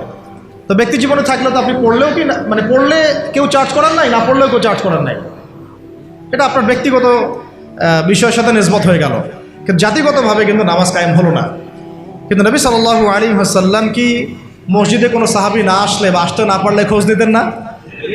ওমর রাদিয়াল্লাহু আনহু খোঁজ দিতেন না? ওখানে কি এমন কোনো মুসলিম ছিল যিনি নামাজ পড়তেন না? তো এই একটা বিষয়, যেখানে আমরা কিন্তু এটা করতে এখনো পারি না। আপনি বলছেন 90% মুসলিমের দেশ, দেখেন 70% নামাজ পড়ে না। শুধু নামাজ না, তখন আপনি চাইলে প্রাইমারি লেভেলে, প্রাইমারি স্কুলে কোরআন শিক্ষা বাধ্যতামূলক করতে পারতেন না? হাই স্কুলে আরবি ভাষা শিক্ষা বাধ্যতামূলক করতে পারতেন, কোরআনের কিছু অনুবাদ তো বাধ্যতামূলক করতে পারতেন, সিলেবাস মুক্ত করতে পারতেন। অনার্স লেভেলে গিয়ে আমাদের এই ভাইরা তখন কোরআনের তাফসীর করতে পারতো, তর্জমা করতে পারতো, হাদিসের এরাব দিতে পারতো, এবারত পড়তে পারতো। তারা কি পারে? 95%ই পারে। মাস্টার্স লেভেলে গিয়ে তারা ইফতা দেওয়ার মতো যোগ্যতা হয়তো অর্জন করতে পারতো। আরও অনেক কিছু করা সম্ভব ছিল, কিন্তু এটা আপনি আর রাষ্ট্রীয়ভাবে এখন করতে পারছেন না। তাহলে একটা বিষয় হচ্ছে, দেখুন এক্সাম্পলটা বুঝেন, এখানে তো অনেক ফ্যাক্টরি আছেন আপনাদের এখানে, এটা দেখে মনে পড়লো আর কি উদাহরণটা, যে দেখেন ধরেন আমি একটা চাদর পরেছি, এটা ধার করছি আর কি, এটা আমার না। ধরেন আমি একটা চাদর পরেছি, এখন এই চাদরটা ধরেন যে এক ভাই হাতে সেলাই করছে, 10 জন মিলে হাতে সেলাই করছে, 10টা চাদর উৎপন্ন হচ্ছে, আর এখানে একটা চাদর তৈরির ফ্যাক্টরি আছে। উৎপাদন কার বেশি হবে? ইসলামিক রাষ্ট্র হচ্ছে একটা ফ্যাক্টরির মতো কাজ করবে, যা ইসলাম আরও অনেক বেশি ছড়াই দিতে পারবে, যেটা ব্যক্তিগতভাবে অতটা সম্ভব হয়ে ওঠে না। দাওয়াতের মাধ্যমে হয়, দাওয়াতের মাধ্যমে ব্যক্তিগত ইসলাম হয়, মানুষ ফিরে আসে, কিন্তু বড় পরিসরে ইসলাম কায়েম হয় না। বরং আমরা ইসলাহের যত মেহনত করি, ওরা ওদের শয়তানি শক্তি দিয়ে ওইটাকে আবার নস্যাৎ করার চেষ্টা করে, তাই না? আমরা ইসলাহ করে মানুষকে আল্লাহর পথে ডাকার চেষ্টা করি, ওরা গান বাজায় দিল, কনসার্ট করাই দিল, পর্নোগ্রাফি চালু করে দিল, মেয়ে নাচাই দিল, আল্লাহ বিরুদ্ধে আইন 4টা-5টা চালু করে দিল, বাস আপনার মেহনতের উপর পানি পড়ে গেল, তাই না বিষয়টা? অথচ যদি আমরা একটা ইসলামিক স্টেটের দিকে যেতে পারতাম, ইসলামিক রাষ্ট্র ব্যবস্থার দিকে, তাহলে ওই ক্ষমতা আমাদের হাতে থাকতো যে তারা উপরের লেভেল থেকে ইসলাম বিরোধী কোনো শক্তিকে মানে আমাদের উপর চাপিয়ে দিতে পারত না। 1 নম্বর হচ্ছে আমরা নামাজ প্রতিষ্ঠা করতে পারতাম জাতিগতভাবে, যেটা আমরা এখন পারছি না। 2, আমরা যাকাত কায়েম করতে পারতাম, যাকাত প্রতিষ্ঠা করতে পারতাম রাষ্ট্রীয়ভাবে। এটা মুসলিমদের জন্য বলছি, নামাজ এবং যাকাতের বিষয়গুলো। অমুসলিমদেরকে নিয়ে তো আমাদের এখন এভাবে ফিকির নাই। তারা আমাদের রাষ্ট্রে থাকবে, আমরা সহ অবস্থান করব, আমরা তাদের ধর্ম পালনে কোনো বাধা দিব না, আবার আমরা তাদের ধর্ম পালনের অংশও হব না। মানে না আমি মূর্তি ভাঙতে যাব, আর না আমি মূর্তি পাহারা দিব, আর না আমি মূর্তি গড়ে দিব। তারা লাকুম দিনুকুম ওয়ালিয়া দিন, তোমাদের দিন তোমরা পালন করো, আমাদের দিন আমরা পালন করব। এবং তোমরা আমাদেরকে জিজিয়া দিবা। কি দিবা? এই জিজিয়া কেন দিতে হবে? কারণ এই জিজিয়ার বিনিময়ে আমরা তাদের জান, মাল, সম্পদ, সন্তান সব কিছু নিরাপত্তার দায়িত্ব নেব, যেটা মদিনা রাষ্ট্রে ছিল। এটাকে বলা হয় যে তারা ইসলামিক রাষ্ট্রের মধ্যে আমাদের জিম্মায় থাকে, আমাদের জিম্মায় থাকে। ওই জিম্মা শব্দও তো এরা বুঝে না, এরা মনে করে জিম্মা মানে মনে হয় জিম্মি, পরিবার, আমার পরিবার। আপনি আমাকে জিজিয়া দিবেন, আপনার পুরো জান, মাল, ইজ্জত, পরিবারের দায়িত্ব আমাদের। কেউ আপনাদের দিকে বাঁকা চোখে তাকাইতে পারবে। যদি তাকাইতে আসে কোনো মুসলমানও যদি আপনার উপর জুলুম করতে আসে, আমরা ওই মুসলমানের হাত কেটে ফেলে দেব যখন আপনার উপর জুলুম হবে। তখন যদি আপনি মাজলুম হন আর মুসলিম জালেম হয়, তাহলে আমরা তার বিরুদ্ধে ব্যবস্থা নেব। এটা হচ্ছে জিম্মাদারি। তো এরা দেখলাম যে এতটুকু বোঝে না। আমাদের একটা স্ট্যাটাস নিয়ে দেখলাম ভারতীয় একটা মিডিয়া এইসব অপপ্রচার চালাইছে আর কি, যে উনি বলছে যে অমুসলিমদেরকে জিম্মায় নিয়ে চলে আসবে। আরে ভাই, জিম্মা তো ভালো শব্দ। জিম্মা এত বড় শব্দ যে মানে আমার সন্তান যদি আপনার বিরুদ্ধে অন্যায় করে, আমি আমার নিজের হাতে সন্তানকে শাস্তি দিব, এটা হলো জিম্মা। তো যাই হোক, এটা তারা বুঝে না। এটা তাদের জন্যে না, এই সালাত এবং যাকাতের বিষয়টা কাদের জন্য না? মুসলিমদের জন্য। অমুসলিমদের জন্য এটা নয়। আমরা তাদেরকে দাওয়াত দিব। কি করব? তাদেরকে দাওয়াত দিব। যাকাত প্রতিষ্ঠা করা সম্ভব কিভাবে? আমরা রাষ্ট্রীয়ভাবে আমাদের যাদের নেশাব পরিমাণ সম্পদ হয়েছে, একেবারে তালিকাভুক্ত করে, শুমারি করে, একটা প্রশাসনের বাহিনীকে লাগিয়ে দিয়ে এইটাকে আমরা মানে উত্তোলন করতে পারি কিনা? নবী সাল্লাল্লাহু আলাইহি ওয়াসাল্লাম করেছিলেন কিনা? আবু বকর সিদ্দিক, ইবনুল খাত্তাব বিন আফফান, উসমান বিন আফফান, আলী ইবনে আবি তালেব, তারা করেন নাই? তখন কি এই জাকাতের অর্থগুলো গরিব মানুষের কাছে সমানভাবে বন্টন করা হয় নাই জাকাতের 8টা খাতে? এবং তখন কি সমাজের মধ্যে গরিব মানুষের সংখ্যা বেশি ছিল না কম? একজনও খুঁজে পাওয়া যায় তো? ওয়াল্লাহি এখনও যদি আমরা জাকাত ভিত্তিক অর্থ ব্যবস্থা চালু করতে পারতাম তাহলে আমাদের সমাজেও কোনো গরিব মানুষ থাকতো না। আপনাদের যত ওই কমিউনিজমের মতবাদ আছে, আর ওই পুঁজিবাদ আছে, আর এই সমাজতন্ত্র আছে, হ্যাঁ, আর এই যে আরও যত মতবাদগুলো আছে, ওয়ার্ল্ড ব্যাংকের, IMF-এর, হ্যাঁ, ফেডারেল রিজার্ভ ব্যাংকের, এই সমস্ত মতবাদগুলোই ফেল করছে। মানবতার কল্যাণে তারা কিছুই করতে পারে না। মানবতার কল্যাণে প্র্যাকটিক্যালি কাজ করে দেখিয়েছেন নবী মুহাম্মদ সাল্লাল্লাহু আলাইহি ওয়াসাল্লাম কিভাবে ইসলামী এবং জাকাত ভিত্তিক অর্থ ব্যবস্থার মধ্য দিয়ে সমাজের দরিদ্র মানুষের হক আদায় করতে হয়, এটা তিনি দেখিয়ে দিয়েছেন।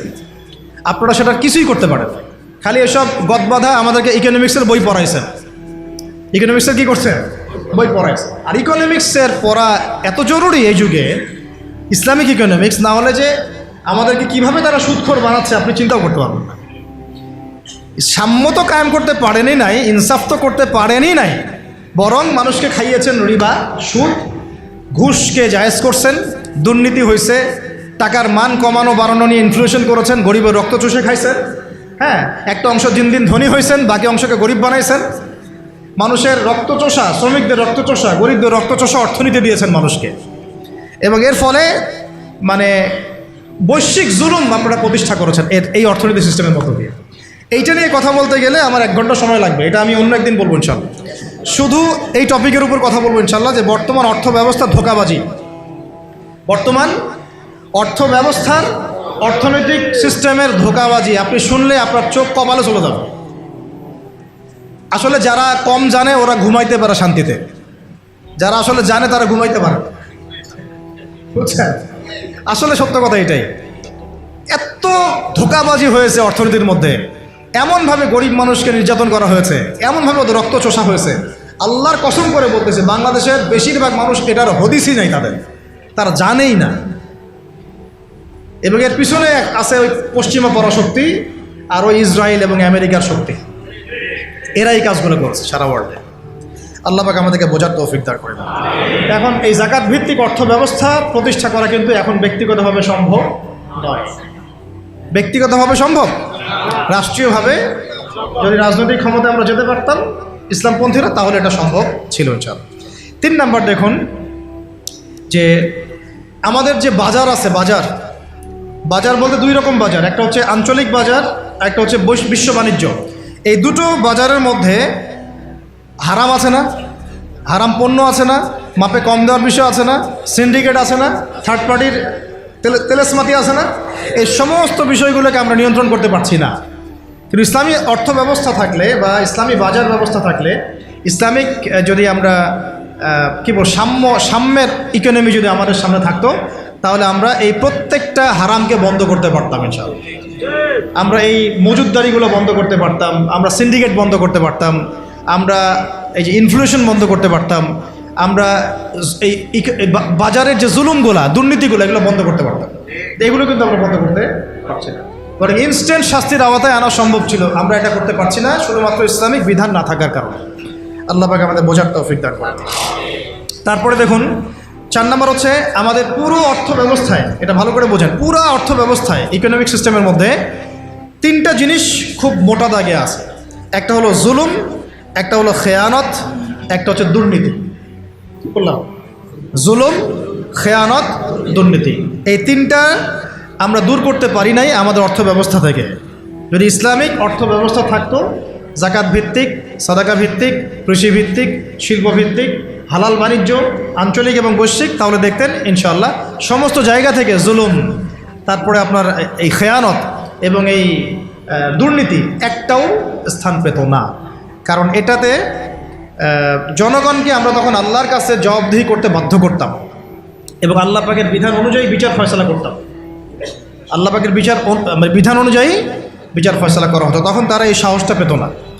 5 নম্বর হচ্ছে দেখুন যে ইসলাম বিরোধী যত মতবাদগুলো আছে, যেমন ধরেন কয়েকটার কথা তো বললাম, যেমন ইসলাম বিরোধী অনেক মতবাদ, আসলে তারা তো বুঝতে পারেন না যে কমিউনিজম একটা ইসলাম বিরোধী মতবাদ, সেকুলারিজম একটা ইসলাম বিরোধী মতবাদ।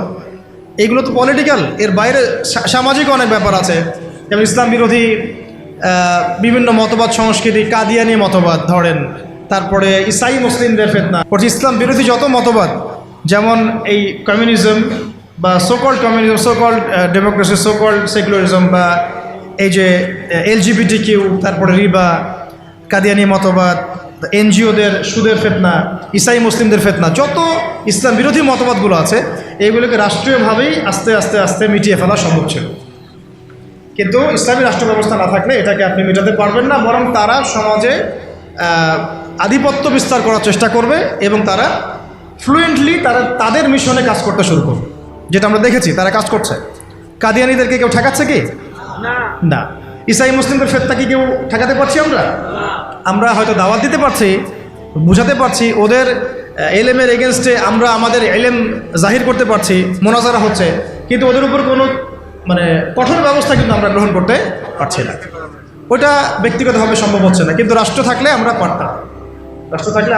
পারতাম। LGBT, যে ওরা বলছে LGBT বইয়ের মধ্যে নিয়ে আসতেছে, রাস্তায় মানববন্ধন করছে, অধিকার চাচ্ছে, আইন পাশ করতে বলছে, সমকামিতার আইন পাশ করতে বলছে, সুদ তো আগেই হালাল করে ফেলছে তারা, মদের লাইসেন্স তো এগুলো আগেই দেওয়া হয়েছে, পতিতালয়ের লাইসেন্স আগেই দেওয়া হয়েছে। আর ইসাই মুসলিমরা কাজ করতেছে, শুধু এনজিওরা কাজ করতেছে, কাদিয়ানিরা কাজ করতেছে। আমরা কি এগুলোর একটাও গোড়ার থেকে কেটে ফেলতে পারছি? আচ্ছা, তো এটা আমরা পারতাম যদি আমাদের কাছে ইসলামী শাসন ব্যবস্থা বা ইসলামী একটা ইমারা বা একটা খেলাফা রাষ্ট্র থাকতো। এই জিনিসগুলো আমাদেরকে বুঝতে হবে। আল্লাহ পাক বোঝার তৌফিক দান করুন। কয়টা বলছি? 5টা। 6 নম্বরটা খুব বেশি ইম্পর্টেন্ট। এটা আমাদের জন্য খুব বেশি ইম্পর্টেন্ট এই কারণে যে এটা জাতির মেরুদণ্ড। আমাদের জাতির মেরুদণ্ড কি? শিক্ষা। এখন আসেন একটু পিছনে ফিরে তাকান, বিগত 30, 40, 50 বছরে, বিগত 30 থেকে 40 বা 50 বছরে জাতীয় শিক্ষা ব্যবস্থার মধ্যে ইসলাম কতটুকু আছে আর কতটুকু নাই? আদৌ কি আছে? জাতীয় শিক্ষা ব্যবস্থা, আমি কিন্তু মাদ্রাসা শিক্ষার কথা বলছি না। আচ্ছা, মাদ্রাসা শিক্ষা ব্যবস্থা প্রণয়ন করতে হলো কেন? কারণ জাতীয় শিক্ষা ব্যবস্থার মধ্যে ইসলাম নাই, তাই। মাদ্রাসাগুলো না থাকলে তো ইসলাম মিটাই ফেলতো তারা। মাদ্রাসাগুলো না থাকলে কি করতো? ইসলাম মিটাই ফেলতো। তো মাদ্রাসার খেদমত তো একটা সুরত। আমার দেশের 80%, 90% মানুষ মুসলিম, কোটি কোটি ছেলে মেয়ে স্কুলে পড়াশোনা করে, কলেজে পড়াশোনা করে, ইউনিভার্সিটিতে পড়াশোনা করে। আচ্ছা, তাদের কি মৌলিক অধিকার না যে তারা প্রাইমারি স্কুলে কোরআন শিখবে, হাই স্কুলে তারা অন্তত আরবিটা শিখবে, ফরজে আইনের জ্ঞান জানবে, হাদিস শিখবে, সিরাত শিখবে, কোরআন অনুবাদ করতে পারবে বা কোরআনের তাফসীর করতে পারবে, অথবা তারা ফিকহ বা উসুলের জ্ঞানগুলো অর্জন করবে, মুফতি হবে, মুহাদ্দিস হবে, মুফাসসির হবে। এই অধিকার কি আমাদের এই কোটি কোটি ছেলের নাই, মেয়েদের নাই? আমরা শিক্ষাকে একদম সেকুলার করে ফেলছি। শিক্ষা ব্যবস্থার মধ্যে ইসলাম আনা যাবে না, ঠিক যেমন রাষ্ট্র ব্যবস্থার মধ্যে ইসলাম আনা যাবে না, অর্থনীতির মধ্যে ইসলাম আনা যাবে না, ঠিক ওই রকমই শিক্ষা ব্যবস্থার মধ্যেও ইসলাম আনা যাবে না। এই কনসেপ্টটাই আমরা আমাদের জাতিকে দীর্ঘদিন যুগের পর যুগ অন্ধকারে রাখছি। এই জন্য দেখা যায় একজন এমপি সাহেব কোরআন তেলাওয়াত করতে পারে না, একজন BCS ক্যাডার সূরা ফাতিহা পড়তে পারে না, একজন বুদ্ধিজীবী টকশো ফাটাই ফেলতেছে, একদম টকশো থেকে একদম কি একটা অবস্থা, টেবিল থাপড়ায় থাপড়ায় কথা বলছে, কিন্তু এদিকে সে ওযুর ফরজ বলতে পারে না। হ্যাঁ, এইভাবে আমরা আমাদের সমাজটাকে একদম ধ্বংস করে ফেলছি। এই জায়গায় কথা বলতে গেলে আমি একটু উত্তেজিত হয়ে পড়ি। আমরা আমাদের সমাজের শিক্ষাটাকে একদম ধ্বংস করে ফেলছি, একেবারে ধ্বংস করে ফেলছি। আমাদের আর্মি অফিসারদের কি এই অধিকার ছিল না যে তারা কোরআনে হাফেজ হবেন, তারা মুহাদ্দিস হতে পারবেন, মুফতি হতে পারবেন? হ্যাঁ, নবী সাল্লাল্লাহু আলাইহি ওয়াসাল্লামের যুগে যারা ফ্রন্টলাইন সোলজার, ফ্রন্টলাইন মুজাহিদ, তারা কি মুফতি ছিলেন না? মুহাদ্দিস ছিলেন না? কারি ছিলেন না? হাফেজ ছিলেন না? তাহলে আমাদের তো তারা ফ্রন্টলাইন যোদ্ধা। তাদের মধ্যে কয়জন হাফেজ, কয়জন আলেম, কয়জন কারি, কয়জন মুফতি, কয়জন মুহাদ্দিস? অথচ তাদেরকে এগুলো শিখতে দেওয়া হয় নাই। কারণ তারা এগুলো শিখে যদি আবার আল্লাহর পথে ফিরে আসে, তারাই যদি আবার ইসলামের রাষ্ট্রের কথা বলে। র্যাবের ভাইদের অধিকার ছিল না? পুলিশের ভাইদের অধিকার ছিল না? আমাদের বিজিবির ভাইদের অধিকার নাই? সবার অধিকার ছিল। বুদ্ধিজীবীদের, আমাদের ব্যবসায়ীদের, আমাদের যে আওয়াম জনগণ যারা, সবার অধিকার ছিল না? এই যে তোমরা যারা জেনারেল লাইন স্টুডেন্ট, তোমাদের অধিকার ছিল না? শিখতে দেওয়া হয় নাই। কিন্তু আমরা তাদেরকে মেসেজ দিতে চাই যে আপনাদের এটা শেখার পূর্ণ অধিকার আছে, এবং আপনারা যদি এগুলো শিখে আল্লাহকে চিনতে শিখেন, রাসূলকে চিনতে শিখেন এবং ইসলামিক রাষ্ট্রের গুরুত্ব তাৎপর্য বুঝতে শিখেন, আল্লাহ পাক আপনাদেরকে এই যুগের খালিদ আর ওমর বানাই দেবে ইনশাআল্লাহ। এবং আপনারাই ইনশাআল্লাহ আজ হোক আর কাল হোক আপনারাই বলবেন যে এই রাষ্ট্রটা যেন ইসলামী রাষ্ট্র হয়। যখন আপনারা দেখতে থাকবেন, বুঝতে থাকবেন যে হ্যাঁ কত জুলুমের শিকার হচ্ছি আমরা, আর ইসলামী রাষ্ট্র না থাকার কারণে আমরা কিভাবে বঞ্চিত হয়েছি, বৈষম্যের শিকার হয়েছে, তখন আপনারা নিজেরাই ইনশাআল্লাহ তাআলা দাওয়াত এবং জিহাদের মধ্য দিয়ে এই বাংলার মধ্যেই আপনারা ইসলামী রাষ্ট্র কায়েম করবেন ইনশাআল্লাহ। আমরা দোয়া করি যেন আমাদের এই ভাইদেরকে আল্লাহ হেদায়েত দান করেন। ঠিক আছে, এখন এই শিক্ষা ব্যবস্থার সংস্কার ব্যক্তিগতভাবে কি সম্ভব? ব্যক্তিগতভাবে আপনি হয়তো একটা স্কুল করলেন, ওই যে আমি বললাম যে আমি একটা প্রতিষ্ঠান করেছি, আপনি একটা মাদ্রাসা করেছেন, উনি একটা মক্তব করেছেন, উনি একটা স্কুল করেছেন, কলেজ করেছেন, এই পর্যায়ে পৌঁছতে থাকবেন। তারপরেও এখানে তো কিছুটা খেদমত করার সুযোগ আমাদের আছে, বাকি ক্ষেত্রগুলো তো একেবারেই বন্ধ করে দিয়েছে, তাই না? আর একটু ভেবে দেখেন, একটু চোখ বন্ধ করে ভেবে দেখেন, যদি ইসলামী রাষ্ট্র ব্যবস্থা থাকতো, ইসলামিক গভর্নমেন্ট থাকতো, তাহলে কত চমৎকার শিক্ষা ব্যবস্থা থাকতো, কত চমৎকার হতো প্রাইমারি স্কুলগুলো। প্রত্যেকটা প্রাইমারি স্কুল হয়ে যেত একটা মাদ্রাসার মতো, কত সুন্দর হতো আমাদের হাই স্কুলগুলো, আমাদের ইউনিভার্সিটিগুলো। থাকতো না কোনো ফ্রি মিক্সিং, থাকতো না কোনো নারী পুরুষের অবাধ মেলামেশা, থাকতো না কোনো অপরাজনীতি, থাকতো না কোনো জুলুম, আবরারকে এভাবে পিটায় হত্যা করার সুযোগ হতো না কারো, হ্যাঁ হতো? থাকতো না কোনো, আর কি বলবো, হ্যাঁ বেপরদামি, বেহায়ামি, এগুলো থাকতো না। তো আল্লাহ পাক আমাদেরকে ইসলামী শিক্ষা ব্যবস্থার দিকে জাতিকে নিয়ে যাওয়ার তৌফিক দান করবেন। আর এটা না থাকলে কি হবে? না থাকলে দিন বিবর্জিত শিক্ষা ব্যবস্থা চালু করা হবে, যেটা চালু করা হয়েছে। 7 নম্বর হচ্ছে, যদি আমরা ইসলামিক রাষ্ট্র গঠন করতে পারতাম তাহলে ব্যাপকভাবে মসজিদ, মাদ্রাসা, ইসলামিক সেন্টার, হ্যাঁ, তারপরে ইসলামিক বিশ্ববিদ্যালয়, একদম আল আজহারের মতো, মদিনা বিশ্ববিদ্যালয়ের মতো, দারুল উলুম দেওবন্দের আদলে অনেক বড় বড় প্রতিষ্ঠান আমরা দেশের মধ্যে করতে পারতাম। বাইরের কান্ট্রিগুলো থেকে স্টুডেন্টরা এসে আমার দেশে পড়াশোনা করে, কিন্তু এটা কি আমরা কিন্তু করতে পারি না। বরং উল্টা দেখবেন, যদি এটা না থাকে তাহলে কি হচ্ছে, ব্যক্তিগত পর্যায়ে আপনাকে কাজ করতে হবে। এছাড়া বরং আমরা এমন একটা অবস্থা চলে যাব যে অন্যের কাছে হাত পাততে হবে আমাদেরকে একটা প্রতিষ্ঠান করার জন্য। আর রাষ্ট্র থাকলে রাষ্ট্রই দায়িত্ব নিত, টিচারদের বেতন দিবে রাষ্ট্র, ওস্তাদদের বেতন দিবে রাষ্ট্র, ইমাম সাহেবদের বেতন দিবে রাষ্ট্র, তাদেরকে গাড়ি দেওয়া হবে, তাদেরকে ফ্ল্যাট দেওয়া হবে, তাদের তো অধিকার আছে, তাদেরকে রেশন দেওয়া হবে, তাদেরকে দেশের সম্পদ হিসেবে গড়ে তোলা হবে এবং জাতির আকীদা আমলের সংস্কারের জন্য তাদেরকে রাষ্ট্র কাজে লাগাবে। বরং রাষ্ট্র একটা গঠনমূলক সিলেবাস প্রণয়ন করবে, যেটা পড়লে সবার মধ্যে যে মিসকনসেপশনসগুলো দূর হয়ে যাবে। সম্ভব ছিল? হয় নাই। আচ্ছা, এরপরে আসেন 8 নম্বর হচ্ছে যে আমাদের দেশের একটা অন্যতম গুরুত্বপূর্ণ ক্ষেত্র হচ্ছে কৃষি এবং শিল্প, তাই না? কৃষি এবং শিল্প। তো কৃষি এবং শিল্পের মধ্যে দুর্নীতি হয় নাই? কম না বেশি? তো এই দুইটা সেক্টর এত বেশি গুরুত্বপূর্ণ, যেটা রাষ্ট্রের অর্থনীতি গড়ার মূল কারিগর বলা যায়। তো এই কৃষি এবং শিল্পের সমস্ত দুর্নীতিকে বন্ধ করা সম্ভব ছিল যদি ইসলামী রাষ্ট্র ব্যবস্থা থাকতো, যেটা আমরা করতে পারি নাই। কৃষক ভাইদেরকে অধিকার দেওয়া হয় নাই। যে পণ্যটার দাম এখানে 100 টাকা, দেখবেন সেই বেচারা বিক্রি করছে 10 টাকায়। কৃষকের সাথে সরাসরি সরকারের সম্পর্ক নেই, মাঝখানে বহু থার্ড পার্টি আছে। তাহলে ওদের উপর জুলুম হচ্ছে না? শ্রমিক, যে শ্রমিকের আপনি গার্মেন্টসে বেতন দিচ্ছেন 10,000 টাকা, 12,000 টাকা, এই পণ্যগুলোকে এক্সপোর্ট করে তারা কোটি কোটি টাকার বিজনেস করছে। তো তাদের এবং রাষ্ট্রের মাঝখানে একটা কি আছে, মধ্যস্থতা করার একটা মাঝখানে থার্ড পার্টি আছে। এই মাঝখানে অনেক টাকা পয়সা গায়েব হয়ে যাচ্ছে একবার উপরে।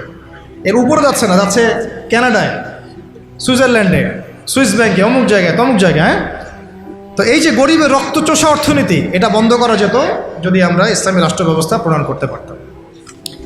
কি লম্বা হয়ে যাচ্ছে নাকি? আচ্ছা, 25টা পয়েন্ট বলবো আপনাদের ইনশাআল্লাহ। কয়টা?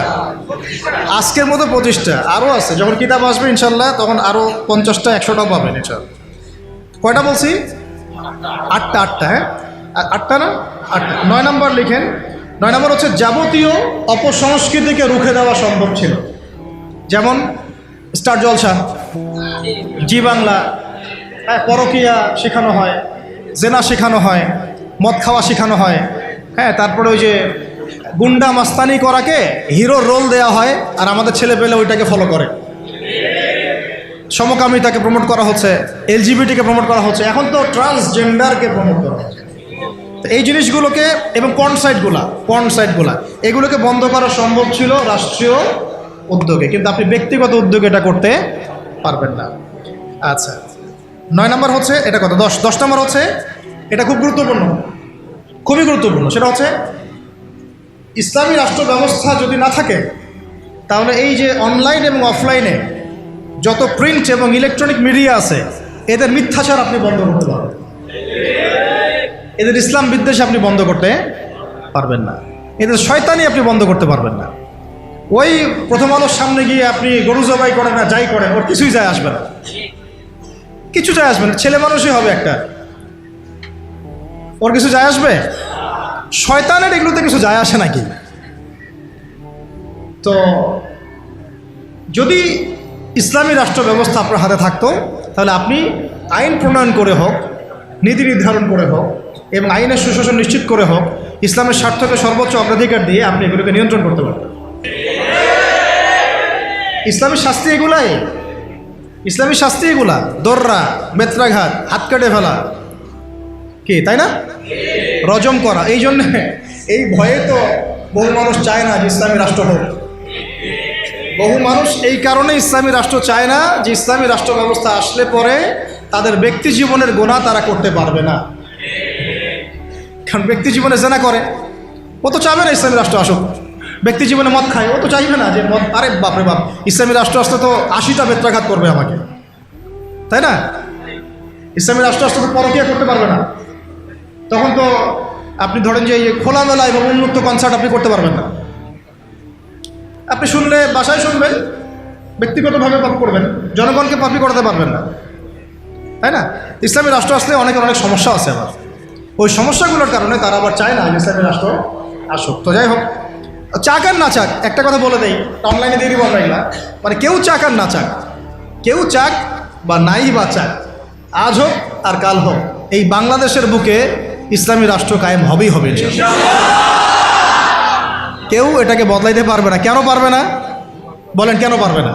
কারণ নবী সাল্লাল্লাহু আলাইহি ওয়াসাল্লাম ভবিষ্যৎবাণী করেছেন যে একটা কাঁচা বাড়ি বাদ থাকবে না, একটা পাকা বাড়ি বাদ থাকবে না, যেখানে আল্লাহ পাক তার তাওহীদের কালিমা লা ইলাহা ইল্লাল্লাহ মুহাম্মাদুর রাসূলুল্লাহকে প্রকাশ করাবেন না। ওরা যে বলছেন অখণ্ড ভারত হবে, হ্যাঁ অখণ্ড ভারত হবে ঠিকই, তবে সেটা হবে কিসের? ইসলামের এবং তাওহীদের কালিমা লা ইলাহা ইল্লাল্লাহ মুহাম্মাদুর রাসূলুল্লাহ। অপেক্ষা করতে থাকো, তোমরা অপেক্ষা করতে থাকো, ফান্তাজিরু ওয়া ইন্না মাআকুম মিনাল মুনতাজিরিন। কোনো সমস্যা নাই, কিন্তু এটা হবেই হবে ইনশাআল্লাহ। আর যে কথাটা আল্লাহ নবীজি মুখ দিয়ে বলেছেন যে জেরুজালেম মুক্ত হবে এবং জেরুজালেম থেকে ঈসা আলাইহিস সালাম কি করবেন, 40 বছর এই বিশ্বকে শাসন করবেন, কারো ক্ষমতা নাই এটাকে ঠেকায়, এটাকে বদলাই দিবে। এই ক্ষমতা না ইসরায়েলের আছে, আর না আমেরিকার আছে, আর না পশ্চিমা সভ্যতার আছে, আর না আমাদের এই গোমূত্রখোর মোদিদের আছে, ওদেরও না। এরা তো গোমূত্রখোর, এরা কি খোর? যারা গরুর পেশাব পান করে ওদের মাথায় কি থাকতে পারে? তো যখন ওগুলো খেয়ে নেশা মাথায় উঠে আর কি, তখন হেডাম দেখায়, বুঝতে পারছেন কথা? যাই হোক, আমরা দোয়া করি আল্লাহ পাক তাদেরকে হেদায়েত দান করেন। আবু জেহেলের জন্য তো দোয়া করা হয়েছিল না, আল্লাহ আবু জেহেল বা ওমর রাদিয়াল্লাহু আনহুর মধ্যে যাকে আপনি ভালোবাসেন আল্লাহ আপনি হেদায়েত দান করেন। এমন হতেই পারে যে তাদের বহু মানুষ ইসলামের সৌন্দর্য দেখে আমাদের দিনে ইনশাআল্লাহ দীক্ষিত হবে, এটা হতেই পারে।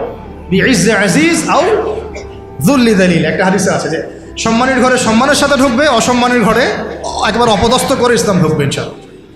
তো যাই হোক, পয়েন্টটা ছিল কি, যে আমরা যদি ইসলামিক রাষ্ট্র ব্যবস্থা থেকে যেতে পারি, তাহলে প্রিন্ট এবং ইলেকট্রনিক মিডিয়ার এই যে ইসলাম বিদ্বেষ, এগুলোকে আমরা বন্ধ করতে পারবো। তখন আমরা ইনসাফ প্রতিষ্ঠা করতে পারবো এবং সত্য মানুষের কাছে প্রচার করতে পারবো। সারা বিশ্বে ইসলামকে এই যে জঙ্গি, সন্ত্রাসী এই শব্দগুলো কারা ছড়াইছে বলেন তো? এই মিডিয়ারাই ছড়াইছে। কারা ছড়াইছে? এই মিডিয়ারা ছড়াইছে। ইহুদিরা ছড়াইছে, খ্রিস্টানরা ছড়াইছে, জায়নিস্টরা ছড়াইছে, সবাই ইসলামকে জঙ্গি ধর্ম, সন্ত্রাসীর ধর্ম এগুলো ছড়াইছে না? মুজাহিদদেরকে বলেছে এরা সন্ত্রাসী।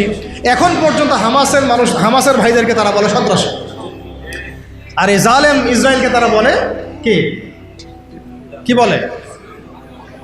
হ্যাঁ, মানবতাবাদী না? আমাদের ভাইরা ওখানে নির্যাতিত হচ্ছেন, নিপীড়িত হচ্ছেন, কিন্তু আল্লাহ পাকের কাছে ওই জায়গাটা অনেক মকবুল একটা জায়গা। কেন মকবুল? আল্লাহ পাক ওই জায়গা থেকে বেশি সুহাদা নিচ্ছেন আল্লাহর কাছে, বেশি শহীদ আল্লাহ ওইখান থেকে নিচ্ছেন। তো এটা দেখে আমাদের তো রক্ত আর ঠান্ডা থাকে না, সবার গরম হয়ে যায়, কেউ দেখতেও পারি না এখন এগুলা। কিন্তু আমাদের হাত বাঁধা, আপনি কিছু করতে পারছেন না। কেন কিছু করতে পারছেন না? কারণ আমাদের হাতে কোনো ইসলামিক রাষ্ট্র নাই। তাই ব্যক্তিগতভাবে আপনি সেখানে কিছু করতে পারবেন না, কিন্তু ইসলামিক রাষ্ট্র ব্যবস্থা থাকলে আমরা আমাদের ভাইদের পাশে দাঁড়াতে পারতাম, আমরা মাজলুমদের পাশে দাঁড়াতে পারতাম, অথবা অন্তত পক্ষে আমরা জাতিসংঘকে চাপ দিতে পারতাম না? অথবা আমরা ইউনাইটেড একটা মুসলিম কমিউনিটি করতে পারতাম পুরো বিশ্বের শক্তিশালী মুসলিম রাষ্ট্রগুলো নিয়ে। তখন দেখতাম যে ওরা কোথায় পালানোর রাস্তা খুঁজে পায়। কিন্তু আমরা কিন্তু এটা করতে পারছি না। বরং ওরা করেছে ন্যাটোর মাধ্যমে, ওরা ঐক্যবদ্ধ জোট করে আমাদেরকে ভয় দেখাচ্ছে। তো এই জন্য অনেক কারণ আছে ভাই। এই কারণগুলো আমাদেরকে একটা দিকেই এখন নিসবত করছে যে আমাদের একটা মুসলিমদের একটা ইসলামপন্থী রাষ্ট্র দরকার, ইসলামপন্থী সরকার দরকার। আদারওয়াইজ আমরা বিশ্বের বুকে স্বাধীন হতে পারবো না। এমনকি আমরা আমাদের মাজলুম ভাইদেরকে সাহায্য করতে পারছি। আল্লাহ আমাদেরকে বোঝার তৌফিক দান করুন। আচ্ছা, 10 নম্বর হচ্ছে, এটা 10 না 11 হচ্ছে সমস্ত সামাজিক অশ্লীলতা, যেমন বেপরদামি, কিশোর গ্যাং, মাদকের আকড়া, জুয়ার আকড়া, এগুলোকে আপনি বন্ধ করতে পারবেন না যদি ইসলামিক রাষ্ট্র ব্যবস্থা না থাকে। 13 নম্বর হচ্ছে আইনের সুশাসন বলে একটা শব্দ শুনি আমরা। এটা গদবাদ একটা শব্দই থাকে, এর আসলে বাস্তব খুব একটা প্রয়োগ হয় না। বরং আমরা দেখেছি আইনকে হাতিয়ার করে নিয়ে মানুষ রাজনীতি করেছে, ব্যক্তি আক্রোশ ঝেড়েছে এবং ব্যক্তির স্বার্থ চরিতার্থ করেছে, দলের স্বার্থ উদ্ধার করেছে, তাই না? ওলামায়ে কেরামরা কি অপরাধ করেছিলেন শাপলা চত্বরে, যে তাদের সবার উপরে 10টা 5টা করে মামলা দিতে হবে? বলেন। যারা মারলো তাদের বিরুদ্ধে মামলা হলো না, যারা মরলো তাদের বিরুদ্ধে মামলা হলো। তারা কি অপরাধ করেছিলেন? এখনো বহু ওলামায়ে কেরাম 5টা 6টা 10টা করে মামলা নিয়ে কাঁধে নিয়ে ঘুরছেন না? তাহলে আইনের সুশাসন কি এখানে হয়েছে? নিশ্চিত। এখন পর্যন্ত এই পরিবর্তিত সরকার বলছেন এখন পর্যন্ত এগুলোকে উইথড্র করা হয় নাই, এখন পর্যন্ত মামলাগুলো থেকে উইথড্র করা হয় নাই, এখন পর্যন্ত বহু গুম হওয়া মানুষকে উদ্ধার করা হয় নাই। আর আমরা জানি তারা কি পরিমাণ কষ্টে আছেন। আমরা গেস করতে পারি যে তারা কি পরিমাণ কষ্টে আছে। এটা তো আপনি গেস করতে পারবেন না, কারণ আপনার সে অভিজ্ঞতা নাই, সমুদ্র দেখেন নাই, আপনি বুঝবেন কিভাবে এর গভীরতা কেমন। সেখানে একদিন মনে হবে 1 বছরের সমান, একদিন মনে হবে কি 1 বছরের সমান। এমন বহু মানুষ ভিতরে এখনও আছে যারা মাজলুম, নির্যাতিত, নিপীড়িত, এখন ওদেরকে বের করা হয় নাই। এখনও বহু মানুষের ঘাড়ে মিথ্যা মামলা ঝুলছে, বহু ওলামায়ে কেরাম মামলা নিয়ে ভুগছেন। আর মামলা এমনভাবে দিয়ে রাখে যে সকালবেলা আপনি হাজিরা দিবেন ঢাকায়, একেবারে আবার দেখা যাবে কালকে আবার হাজিরা দেওয়া লাগবে রাজশাহীতে, তারপরে হাজিরা দেওয়া লাগবে চট্টগ্রামে। এইভাবে তারা হ্যারাস করছে মানুষ। আর 4টা 5টা মামলা কার উপর থাকলে তার আর কোনো হ্যারাসমেন্টের প্রয়োজন নাই। এইটাই তার সারা জীবনকে শেষ করে ফেলবে। তার জমি জমা বাড়ি গাড়ি বিক্রি করেও সে ওখান থেকে বেরোতে পারবে। এটা কি আইনের সুশাসন নিশ্চিত হয়েছে? যদি ইসলামিক রাষ্ট্র ব্যবস্থা থাকতো তাহলে প্রত্যেকটা জালেমের বিচার হতো, প্রত্যেকটা মাজলুমকে আমরা বেকসুর খালাস করে দিতাম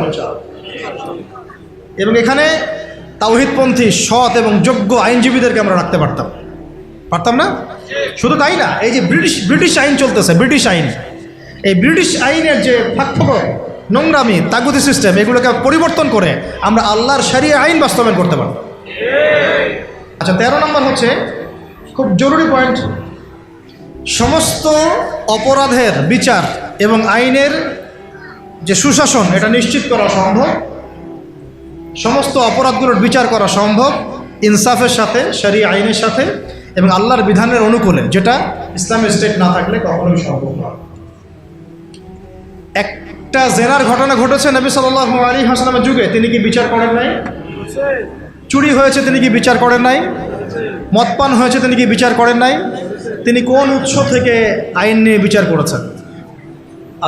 আল্লাহর পক্ষ থেকে আইন দিয়ে বিচার করেছেন। সেটা কিন্তু আমাদের বিগত 50, 60, 70, 100 বছরে আমরা করতে পারি নাই। তো ইসলামী রাষ্ট্র ব্যবস্থা না থাকলে এটা কখনোই সম্ভব হবে না। ঠিক আছে। 14 নম্বর হচ্ছে হুদুদ এবং কিসাস কায়েম করা সম্ভব হবে না।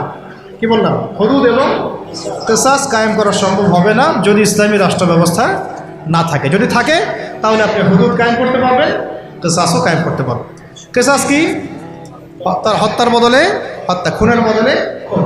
এই যে মনে করেন কয়দিন আগে দেখলেন না, একটা বাস এসে পিষে দিয়ে চলে গেল। রাস্তাঘাটে কত ঘটনা ঘটছে, এমন ঘটছে না? কত ঘটনা ঘটছে, কত যে নিরপরাধ মানুষ আমাদের সমাজে প্রাণ হারায়। কোনো হিসেব আছে? কোনো তালিকা আছে? সবগুলোকে সুষ্ঠু কোনো বিচার হয়? বহু মানে জালেম পার পেয়ে যায় না? কিন্তু হুদুদ আর কিসাস থাকলে কোনো জালেম পার পাইতো না, বরং এগুলো সবার সামনে দৃষ্টান্তমূলক শাস্তি দেওয়া হতো। যেমন এই এলাকায় যদি কোনো চুরি হতো তাহলে সবার সামনে তাকে নিয়ে এসে তার হাত কেটে ফেলা হতো। তখন কি চুরি বাড়তো না কমতো? নিশ্চয়ই বাড়তো নাকি? চুরি কি বাড়তো? এটা হচ্ছে একটা সাইকোলজিক্যাল ট্রিটমেন্ট। এটা একটা সাইকোলজিক্যাল ট্রিটমেন্ট যে মানুষ যখন দেখে যে হ্যাঁ, আরে চুরি করলে তো এমন শাস্তি দিবে, জেনা করলে তো ভাই আমার এমন শাস্তি আছে, মানুষ ভয়ে অনেক সময় পাপ করে, ভয়ে পাপ করে। এটা খুব জরুরি। খালি মানুষকে শুধুমাত্র আপনি মানে মিষ্টি মিষ্টি ওয়াজ করে লাইনে আনতে পারবেন না। তোমার ওয়াজের সাথে সাথে কি লাগবে? মেডিসিনও লাগবে। কি লাগবে? মেডিসিনও লাগবে। তো এই মেডিসিনগুলো দিতে হবে ওহী ভিত্তিক। আল্লাহ পাক আমাদেরকে হুদুদ এবং কিসাস কায়েম করার তৌফিক দান করুন। আচ্ছা, একটা এক্সাম্পল দিই। এই যে আমাদের ছাত্র ভাইরা শহীদ হয়েছেন, শত শত হাজার হাজার, আল্লাহ ভালো জানেন সংখ্যা কত, আমরা জানি না। আমরা কিন্তু এক্স্যাক্ট সংখ্যা জানি না।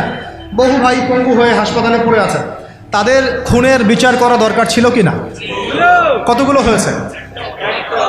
যদি একটা এক্সাম্পল দিই, যদি ধরেন যে একজন ছাত্রকে হত্যা করার জন্যে একজন পুলিশ দরকার হয় বা একটা বুলেটও দরকার হয়, তাহলে তো যদি 1000 জন মারা যায় তাহলে 1000 পুলিশকে শাস্তির আওতায় আনা লাগতো আর কি।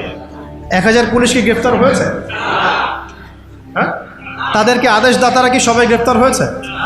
তাদের মাস্টার মাইন্ডরা কি এখন পর্যন্ত ফাঁসির কাজটা ঝুলেছে কেউ?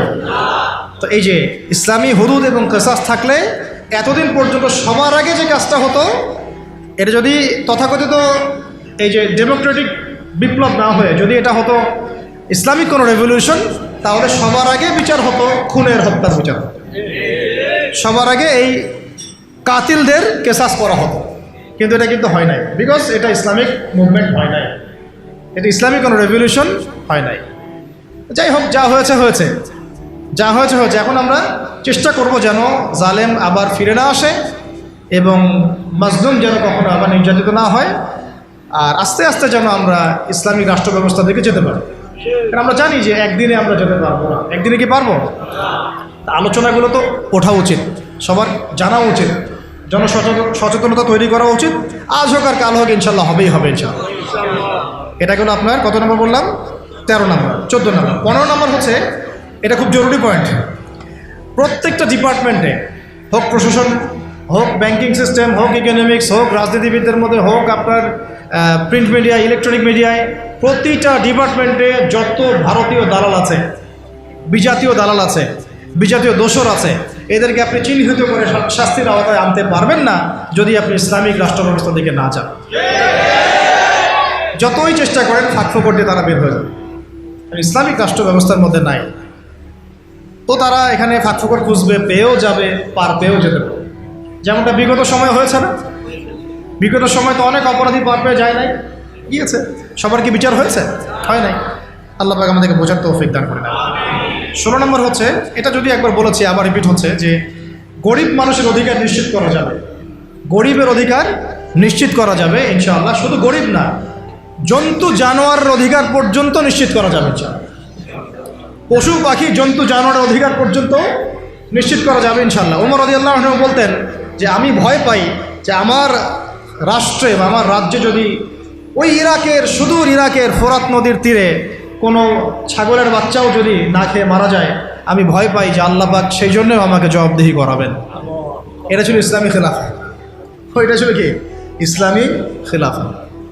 এই জবাবদিহিতা অন্য কোন গভর্নমেন্ট দিয়েছে বিশ্বের মধ্যে? উমর রাদিয়াল্লাহু আনহু বললেন যে এটা আমার, আর এটা আমার ছেলে আব্দুল্লাহ, তার অংশটুকু নিয়ে আমি কাপড় বানিয়েছি। এইরকম ইনসাফ, এইরকম ন্যায় বিচার, এরকম জবাবদিহিতা কোন রাষ্ট্র ব্যবস্থায় আছে? ইসলামী রাষ্ট্র ব্যবস্থা ছাড়া কোথাও আছে? এইগুলো আমরা নিশ্চিত করতে পারতাম গরিবের অধিকার, যদি আমরা ইসলামী রাষ্ট্রের দিকে যেতে পারতাম। 17 হচ্ছে খুব জরুরি পয়েন্ট, এটা আমাদের ওলামায়ে কেরামরা বুঝবেন আর কি। জরুরি পয়েন্ট হচ্ছে যে বিধর্মীদের কথা বলছি না, মুসলিমদের কথা বলছি। মুসলিমদের ধর্মীয় যে আমল, আকীদা, উসুল, মানহাজ, এই যে বিষয়গুলো আমাদের মধ্যে আছে, এখানে উদ্দেশ্যপ্রণীতভাবে বহু ইখতিলাফ ঢুকিয়ে দেওয়া হয়েছে। উদ্দেশ্যপ্রণীতভাবে সব কিছু কিন্তু ইখতিলাফভাবে আসে নাই, ফিকহি ইখতিলাফ থেকে সব আসে নাই, বহু কিন্তু উদ্দেশ্যপ্রণীত আছে, ইচ্ছা করে ঢুকিয়ে দেওয়া হয়েছে যাতে আমরা আপোষে একে অপরের সাথে সময় কাটাতে ব্যস্ত থাকি এবং তারা তাদের আখের গোছাতে ব্যস্ত থাকে।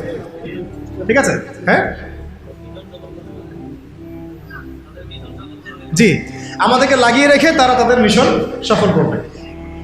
অনেক বিষয় কিন্তু শুধু ধর্মীয় না, বরং অনেক কিছু রাজনৈতিক বিষয় আছে এখানে, পলিটিক্স আছে এখানে। তো এখানে পয়েন্টটা হচ্ছে ইসলামী রাষ্ট্র ব্যবস্থা থাকলে ধর্মীয়, মুসলিমদের মধ্যে যে ধর্মীয় বিভাজন, যে ইখতিলাফ, যে আকীদা, আমল, মানহাজ এবং উসুলগত যে পার্থক্যগুলা, এইগুলো আমরা আস্তে আস্তে আস্তে আস্তে কমিয়ে ফেলতে সক্ষম হতাম, অথবা কমিয়ে ফেলতে সক্ষম না হলেও আমরা এটাকে একেবারে সংকুচিত করতে সক্ষম হতাম। এটা আপনি এখন পারবেন না। এক্সাম্পল দিচ্ছি, ধরেন যে যদি আমরা রাষ্ট্রীয়ভাবে ওলামায়ে মুহাক্কিক, যারা মুহাক্কিক ওলামায়ে কেরামদেরকে নিয়ে একটা বড় একটা প্যানেল করতাম, তাদেরকে পৃষ্ঠপোষকতা করতাম, তাদেরকে গবেষণাগার করে দিতাম, তাদেরকে আমরা আমাদের অস্ত্র হিসেবে কাজে লাগাতাম, এবং সমাজে যত বাতিল মতবাদ আছে, ধর্মের নামে হোক, অধর্মের নামে হোক, যত বাতিল মতবাদ, যত মানে শিয়াইজম বলেন, তারপরে যে কাদিয়ানি মতবাদ বলেন, তারপরে আরও যেগুলো আস্তে আস্তে ছড়াচ্ছে আর কি, হ্যাঁ, বাতিল যে মতবাদগুলো সমাজে ছড়ানো হচ্ছে ধর্মের নামে আর কি, সেগুলোকে কিন্তু আমরা মানে ওই মোনাজারার মাধ্যমে, ওদেরকে ইসলাহের মাধ্যমে, তরবিয়তের মাধ্যমে, বা তাদের সাথে লাইভ ডিবেটের মাধ্যমে বিভিন্নভাবে আমরা কিন্তু ওটাকে আলোচনা নিয়ে আসতে পারতাম এবং একটা কনক্লুশনে আসতে পারতাম যে হ্যাঁ, আমার রাষ্ট্র এইভাবে, এই ফিকহি মাসালায়, এই আকীদা, এই আমল, এই মাহরাজের ভিত্তিতে চলবে। আপোষের কিন্তু ইখতিলাফ দূর হয়ে যায়, একটা জাতিগত ঐক্য আসতো আর কি। কারণ আমাদের মধ্যে কিন্তু খুব বেশি মৌলিক বিষয়গুলো নিয়ে খুব বেশি ইখতিলাফ নাই, ইখতিলাফ আছে কিন্তু ফুরুই অনেক কিছু বিষয়। তো এইগুলোকে নিয়ে আমাদের মধ্যে কিন্তু অনেক ইখতিলাফ আছে, এটাকে আমরা রাষ্ট্রীয়ভাবেই সমাধান করতে পারতাম। এখন আপনি সেটা করতে পারবেন না। ও ওর মতো করে বলবে, সে তার মতো করে লিখবে, সে তার মতো করে ফেসবুকে লিখবে, সে তার মতো করে একটা লাইভ দিবে, সে তার মতো করে একটা বয়ান দিবে। রাষ্ট্র চাইলে সবাইকে বসাইতে পারতো, আরে ভাই বসেন, ঠিক আছে বসেন, দুই প্যানেলে বসেন, দেখি ইলমের মাধ্যমে প্রমাণ হোক যে কোনটা হক আর কোনটা বাতিল। যেটা বাতিল প্রমাণিত হবে সেটা আমার রাষ্ট্র থেকে আমি উচ্ছেদ করে রেখে দেবো, শেষ। যেটা বাতিল প্রমাণিত হবে তারা রাষ্ট্রের মধ্যে এইভাবে আর এটা মতবাদ প্রচার করতে পারবে না। যারা হক প্রমাণিত হবে তারা মতবাদ প্রমাণিত হবে। আর এখানে তো যাদের মধ্যে সাহিবুল ইলম যারা, তারা তো এটাকে গ্রহণ করে নেবেন, কারণ তারা তো জানেন যে তার হক, তারা জানেন তারা হক, তারা বুঝেন তারা হক। এখন এই হকটাকে প্রচার করার প্ল্যাটফর্ম দিতাম আমরা, যে আপনারা এই প্ল্যাটফর্মে হক প্রচার করেন। তখন আস্তে আস্তে জনগণের মধ্যে আকীদা, আমল, মানহাজ সব ইখতিলাফগুলো দূর হয়ে যায়। সব দূর না হলেও অ্যাটলিস্ট এটাকে কমায় ফেলা সম্ভব হতো এবং সংকুচিত করা তো অবশ্যই সম্ভব হতো, কিন্তু এটা আপনি এখন আর করতে পারবেন না, যেহেতু ইসলামিক রাষ্ট্র ব্যবস্থা আমাদের মধ্যে নাই। আচ্ছা, 17 হয়েছে না? 18। আচ্ছা, ধৈর্য আছে না শেষ? আচ্ছা, 18 হচ্ছে ইসলামী রাষ্ট্র ব্যবস্থা থাকলে আমরা বিধর্মী অমুসলিমদের মাঝে ব্যাপক দাওয়াতের কাজ করতে পারব রাষ্ট্রীয় উদ্যোগেই, এবং এতে করে তারাও ইসলামের দিকে আসার একটা সুযোগ পেত। আল্লাহর বান্দাদেরকে আমরা জাহান্নাম থেকে জান্নাতের পথে আনতে পারতাম, কিন্তু এখন আপনি সেটা পাচ্ছেন না, বরং তারা আপনার ঘরে এসে দাওয়াত দিচ্ছে, মানুষ মুসলিমকে অমুসলিম বানাচ্ছে, তাই না বিষয়টা? 19 হচ্ছে আমরা ইসলামী রাষ্ট্র কাঠামো পেলে মদিনা রাষ্ট্রের আদলে একটা মুনাওয়ার, একটা আলোকিত রাষ্ট্র গঠন করতে পারতাম, যেটা ইসলামী রাষ্ট্র ব্যবস্থা ছাড়া কখনোই সম্ভব হবে না। তো মদিনা রাষ্ট্র কি, এটা নিয়ে তো আলোচনা এসেছে, এটা আর আলোচনা করছি না। এটা কত হলো? 19। 20 নম্বর হচ্ছে যে মুসলিমদের, তরুণ মুসলিম যারা, আমাদের তরুণ যে মুসলিমরা আছেন, তরুণ তরুণী, আমাদের শিক্ষিত সমাজ, সবার প্রতিভাগুলোকে আমরা কাজে লাগাতে পারতাম। আমরা কিন্তু এখন সেটা পাচ্ছি না। একজন প্রতিভাবান ছেলে বিদেশে চলে যাচ্ছে, ওখানে গিয়ে ভালো চাকরি পাচ্ছে। একজন প্রতিভাবান ডক্টর বিদেশে চলে যাচ্ছে, ওখানে গিয়ে সার্ভ করছে। আমি আমার দেশের সম্পদগুলোকে সোনা বানাতে পারছি না, তাই না? তাদেরকে হীরা বানাতে পারছি না, পলিশ করতে পারছি না। সদুদ্যোগ নাই, বরং এখানে দুর্নীতি আছে। প্রতিভাবান একটা ছেলে, ওকে আমি জব দিচ্ছি না, আমার দল করে বলে ওকে জব দিচ্ছি। এই যে দুর্নীতিগুলো, এতে করে ওই ছেলে তো আর জাতিকে কিছু দিতে পারবে না। রাম শ্যাম যদু মধু উপদেষ্টা হয়ে বসে আছে, তাই না? আমরা তো এগুলোর যোগ্যই না, আমরা কি না? আমাদের তো জ্ঞান নাই, এলেম কালাম কিছুই নাই, রাম শ্যাম যদু মধু সব উপদেষ্টা হয়ে বসে আছে। একজন ব্যক্তি যে পরকীয়ায় শিখায়, সেও এখন নেতা হয়ে বসে আছে, তাই না? তো এই হলো অবস্থা। তো প্রতিভার মূল্যায়ন হবে না যদি ইসলামী রাষ্ট্র ব্যবস্থা না কায়েম। তো আরেকটা বিষয় হচ্ছে, এটা কত বললাম, 20। 21 হচ্ছে প্রযুক্তিগত যত উন্নয়ন আছে না, আপনার ইন্টারনেট সেকশন বলেন, অনলাইন সেকশন, অফলাইন সেকশনের কথাই বলেন, ইনক্লুডিং নিউক্লিয়ার প্ল্যান্টস, মিসাইলস, এইগুলো পর্যন্ত আমরা তৈরি করতে পারতাম যদি ইসলামী রাষ্ট্র থাকতো। এখন যেহেতু ইসলামী রাষ্ট্র নাই, আপনি চাইলেও এগুলো করতে পারছেন না। প্রযুক্তিগত কোনো উন্নয়ন করতে পারছি না আমরা, বরং অন্যের কাছে হাত পেতে বসে আছি। আমাদেরকে অ্যাপস দাও, আমাদেরকে সার্ভার দাও, আমাদেরকে এইটা দাও, আমাদেরকে সেইটা দাও, আমাকে ড্রোন দাও, আমাকে মিসাইল দাও, তাই না? কিন্তু দেখেন, নবী সাল্লাল্লাহু আলাইহি ওয়াসাল্লাম যখন মদিনা রাষ্ট্র গঠন করেছেন, তিনি নিজের রাষ্ট্রে এগুলো উৎপাদন করেছেন। মদিনা রাষ্ট্রের অস্ত্র থেকে আসছে, মদিনায় উৎপন্ন করা হয়েছে, উৎপন্ন করা হয় নাই। সামরিক প্রশিক্ষণ কোথায় দেওয়া হয়েছে? মদিনাতেই দেওয়া হয়েছে। এবং তখনকার যুগের উপযুক্ত যে প্রযুক্তি, এই প্রযুক্তিগুলো সাহাবীদের কাছে ছিল না? ওই সমসাময়িক প্রযুক্তিগুলো কিন্তু সাহাবীদের কাছে ছিল। তো মূল কথা হচ্ছে কি, এক কথায়, যে আমরা ইসলামী রাষ্ট্র ব্যবস্থা গঠন করতে না পারলে আমাদের দেশের মধ্যে প্রযুক্তিগত এবং সামরিক উন্নয়ন ত্বরান্বিত করতে পারবো না, বরং অন্যের কাছে আমাকে হাত পেতে বসে থাকতে হবে। তখন শত্রু আমাকে অতটুকুই দিবে যার ডিফেন্স সিস্টেম তার কাছে আছে। এমন অস্ত্র সে আমাকে বিক্রি করবে না যার ডিফেন্স সিস্টেম ওর কাছে নাই। এটা আমাদের বোঝা উচিত। আর আল্লাহ পাক কি আমাদের মাথায় কিছুই দেন নাই? আমাদের যদি প্রতিভাগুলোকে আমরা কাজে লাগাতে পারতাম, তাহলে আমরা দেশের মধ্যেই তাদেরকে দিয়েই এইসব ড্রোন, এইসব মিসাইলস, নিউক্লিয়ার প্ল্যান্টস আমরাই বানাতে পারতাম। আর আমরা যদি জিজ্ঞাসা করি আমাদের পলিটিশিয়ানদেরকে যে বিগত 50 বছর ধরে স্বাধীনতা তো ধোয়া তুলতেছেন, আপনারা কি করছেন? একটা ক্ষেপণাস্ত্র তৈরি করতে পারছেন? একটা ড্রোন কি বাংলাদেশে তৈরি করতে পারছেন? তো একটা হচ্ছে যে অস্ত্র শস্ত্রে আমরা আমাদের সামরিক বাহিনীকে শক্তিশালী করতে পারতাম, উন্নত অস্ত্র, উন্নত সামরিক অস্ত্র, যেটা কিন্তু আমরা এখন পর্যন্ত পারি নাই। আমরা জানি না আমাদের আকাশসীমা কিন্তু সেফ না, আমাদের আকাশসীমা কিন্তু সেফ না, আমাদের সমুদ্র সীমা এখন পর্যন্ত আমরা বলতে পারি না যে পরিপূর্ণ সেফ। আমাদের প্রশাসনের বাহিনীগুলো আমরা বলতে পারি না সবগুলো দালাল মুক্ত, বিদেশি এজেন্ট মুক্ত, আমরা বলতে পারি না। তো আল্লাহ পাক আমাদেরকে এমন ইসলামী রাষ্ট্র গঠন করার তৌফিক দান করেন যে রাষ্ট্রে আমরা আমাদের এই প্রশাসনের ভাইদেরকে তাওহীদপন্থী ইমানদার বানাবো এবং সবচেয়ে সেরা অস্ত্র তাদের হাতে তুলে দেবো ইনশাআল্লাহ। রাষ্ট্র যদি জিহাদ করে তাহলে ফ্রন্ট লাইনে কারো জিহাদ করবে? আমাদের এই ভাইরাই তো করবে। তো আমাদের এই ভাইদেরকে আগে তৈরি করতে হবে না? আল্লাহ পাক আমাদের ভাইদেরকে ঈমান দান করেন, বেশি বেশি আমলের তৌফিক দেন এবং তাদের মাথার উপরে আল্লাহ পাক একটা ইসলামী সরকার নিয়ে আসেন, আমিন। আচ্ছা, 22 হচ্ছে যে আমরা 23 হচ্ছে আমাদের এই পুরো তরুণ প্রজন্মকে আমরা জিহাদি জজবায় গড়ে তুলতে পারতাম। এটা কিন্তু আপনি এখন পাচ্ছেন। এটা জজবা মানে কি বোঝাচ্ছি?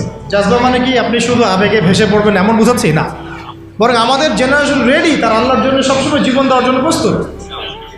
এমন জেনারেশন আমাদের আফগান ভাইদের মধ্যে নাই, হামাসের ভাইদের মধ্যে নাই। যে কোনো সময় যদি শত্রু আক্রমণ করে তারা প্রস্তুত। এখন আপনারাই বলেন তো দেখি, যারা ভয় দেখাচ্ছে চট্টগ্রাম কেটে ফেলবো, ফেনী নিয়ে নিব, এই করব সেই করব, হাসেন না। যদি আল্লাহ না করুক, যদি তারা কোনো পদক্ষেপ নিয়েই ফেলে, আমাদের প্রজন্ম কি প্রস্তুত? আমাদের প্রজন্মের আমরা কেউ কি AK-47 চালাতে পারি? আমাদের কেউ কি মার্শাল আর্টস জানি? আমাদের কেউ কি 10 রাউন্ড দৌড়াতেও পারি? তাহলে আমাদের কেউ কি তরোয়ালও চালাইতে পারে? অথচ নবী সাল্লাল্লাহু আলাইহি ওয়াসাল্লামের যুগে সাহাবায়ে কেরাম এক একজন সাহাবী প্রশিক্ষিত ছিলেন। আচ্ছা, আলী রাদিয়াল্লাহু আনহু কেমন মানুষ ছিলেন? তাসবিহ তাহলিল করতেন খালি? ভয়ে তার সামনে কেউ দাঁড়াইতে পারত না। যেই দাঁড়াইতো তাকেই তিনি একেবারে গর্দান উড়াই ফেলতে পারতেন। এত প্রশিক্ষিত ছিলেন আলী ইবনে আবি তালিব। হ্যাঁ, ওমর ইবনে খাত্তাব তিনি কি শুধু কোরআন তেলাওয়াতই করতেন, নামাজই পড়তেন, তাহাজ্জুদই পড়তেন? তিনি এত বেশি প্রশিক্ষিত ছিলেন, তার সামনে 10 জন দাঁড়াতে পারতেন। হামজা রাদিয়াল্লাহু আনহু। তাহলে দেখেন, আমাদের পুরো জেনারেশনকে দেখেন, ইনক্লুডিং আমাকে দেখেন, আমরা কি আসলেই প্রস্তুত? দেখা যায় আমাদের গতকালকে বলছিলাম যে 4-5 জন ডাকাত যদি একটা ছোট্ট ছুরি নিয়ে আমাদের সামনে দাঁড়ায়, আমাদের তো ভাই খবর হয়ে গেছে, ভাই কি আছে নে, সব নেই, তা আমাকে ছাড়, বিষয়টা এমন না। কিন্তু একটা সময় ছিল যে আমাদের জেনারেশনের তরুণরা একাই 8-10 জনের সাথে লড়াই করতে পারত, ভয় করতো না। দেখেন, আমরা কিন্তু এরকম মানে প্রশিক্ষিত একটা প্রজন্ম করতে পারি নাই, কিন্তু ইসলামী রাষ্ট্র থাকলে আমরা পারতাম না? প্রত্যেক স্কুলের ছাত্রদেরকে আমরা কিন্তু স্কাউটের মাধ্যমে হোক বা মিলিটারিদের আওতায় নিয়ে এসে হোক একটা 6 মাসের ট্রেনিং দিতে পারতাম, কলেজের ছাত্রদেরকে দিতে পারতাম, ভার্সিটির ভাইদেরকে দিতে পারতাম। আমাদের মিসাইলস লাগবে, প্রশিক্ষণ লাগবে, ট্রেনিং লাগবে, তাই না? জাবাজ আমাদের সব অফিসার লাগবে। এই ক্ষমতা বাঙালি জাতির আছে,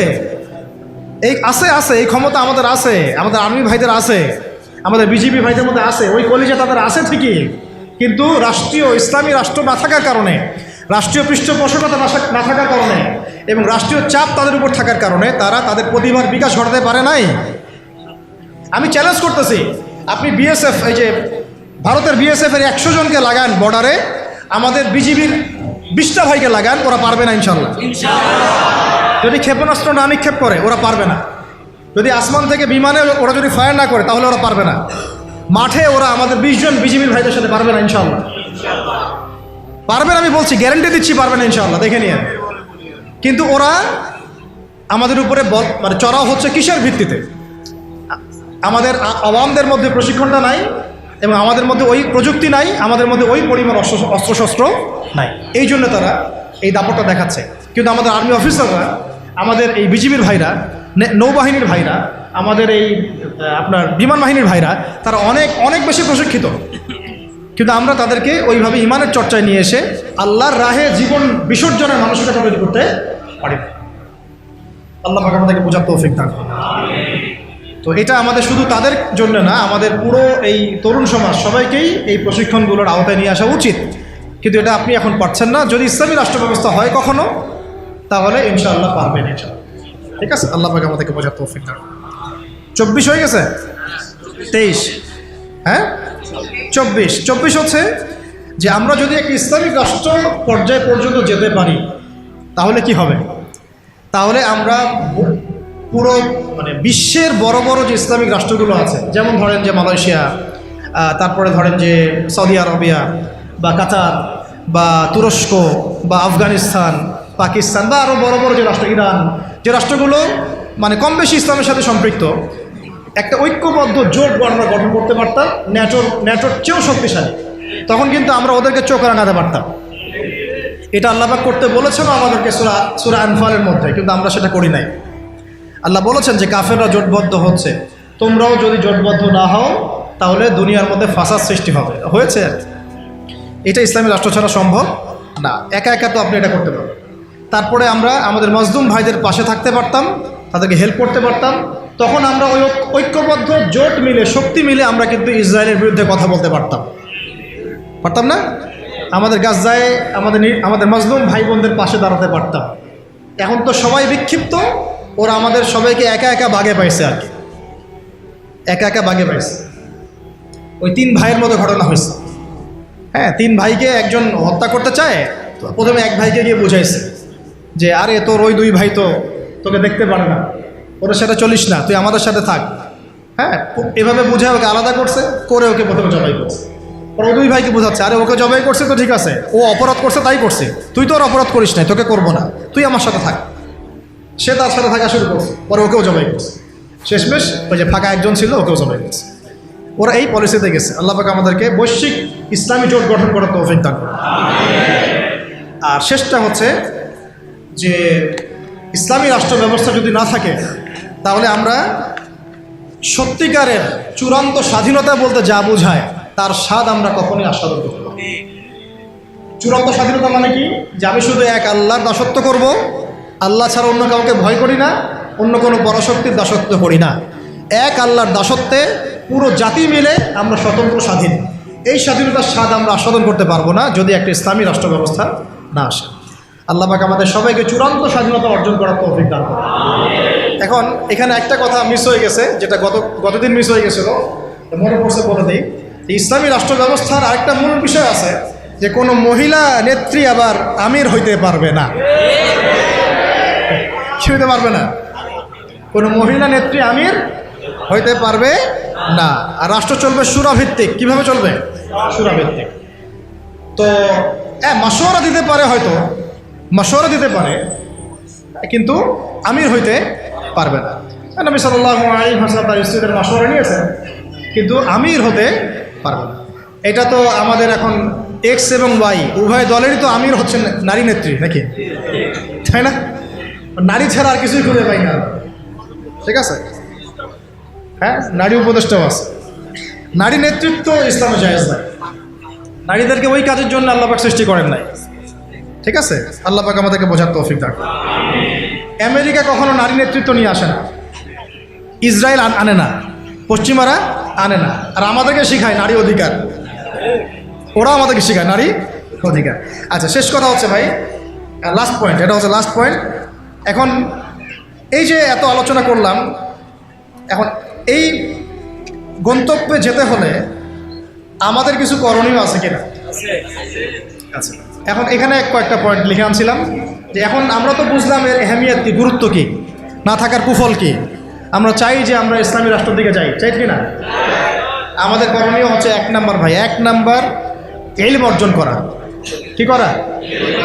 এই ইলম শুধু একমুখী জ্ঞান হলে হবে না, বহুমুখী ইলম অর্জন করতে হবে, যাতে আমি কোরআন সুন্নাহর জ্ঞান দিয়ে বিশ্বকে ডিল করতে পারি। বোঝা গেছে কথা? 2, ইলম অনুযায়ী আমল বাড়ায় দেওয়া। ইলম অনুযায়ী আমল বাড়ায় দেওয়া। 3, তাজকিয়া অর্জন করা, তাজকিয়া বা আত্মশুদ্ধি অর্জনের চেষ্টা করা। 4, এই তাজকিয়া বা আত্মশুদ্ধি আবার একা একা অর্জন করা যায় না, ওস্তাদের সোহবত লাগবে। ইলম শিখতে এবং তাজকিয়া অর্জন করতে বরেণ্য উলামায়ে কেরাম এবং বুজুর্গদের সোহবত লাগবে। 4 নাম্বার। 5 হচ্ছে যে আমার অর্থনীতি সম্পূর্ণ হালাল হতে হবে। কী হতে হবে? হারাম খোরদের দ্বারা কোনো ইসলামী রাষ্ট্র কায়েম হবে না। ঠিক আছে? বে-ইলম মানুষ দিয়ে ইসলামী রাষ্ট্র কায়েম হবে না। তাজকিয়া যাদের মধ্যে নাই তাদেরকে দিয়ে হবে না। যাদের উপরে মুরব্বীদের দোয়া এবং সোহবত নাই তাদেরকে দিয়েও হবে না। ঠিক আছে, আল্লাহ বোঝার তৌফিক দান করেন। 5 নাম্বার হচ্ছে, আচ্ছা 6 নাম্বার হচ্ছে যে আমাদেরকে শারীরিক এবং মানসিকভাবে প্রস্তুত থাকতে হবে। শারীরিক এবং মানসিকভাবে প্রস্তুতি রাখতে হবে। এটা আপনারা বুঝে নেন আমি কি বুঝাতে চাইছি। 6 নাম্বার হচ্ছে যে আমাদের সবাইকে, একজনকে না, সবাইকেই সৎ কাজে আদেশ করতে হবেই হবে। সবাইকেই সৎ কাজে আদেশ করতে হবে, সবাইকে অসৎ কাজে নিষেধ করতে হবে, সবাইকে আদর্শ পরিবার গড়ার চেষ্টা করতে হবে। যদি পরিবার আমার কথা না শুনে, আমার আকীদা আদর্শে আমার সাথে না থাকে, প্রয়োজনে আসহাবুল কাহাফের মতো একা চলতে হবে, তাও আপনাকে বাতিলের সামনে আপোষ করা বা আত্মসমর্পণ করা যাবে না। খালাস। 9 হচ্ছে আমাদের সন্তানদেরকে এবং এই তরুণ প্রজন্মকে এবং আমাদের সন্তানদেরকে একেবারে মর্দে মুজাহিদ রূপে করতে হবে। বলবেন ইনশাআল্লাহ? আমাদের এই তরুণ প্রজন্মকে এবং আমাদের সন্তানদেরকে একদম মর্দে মুজাহিদ রূপে গড়তে হবে। কয়টা বলছি? 8টা? 9টা? 9 নাম্বার। 9 নাম্বার হচ্ছে যে এটা দাবি আমাদের, এবং কাজও কিভাবে করব আমরা জানি না এখন পর্যন্ত, কিন্তু আমাদের দাবিটা উত্থাপন করা উচিত। সেটা হলো আমাদের এই তরুণ সমাজকে, অন্তত এই তরুণ যুব সমাজকে বাধ্যতামূলক প্যারামিলিটারি প্রশিক্ষণের ব্যবস্থা করতে হবে।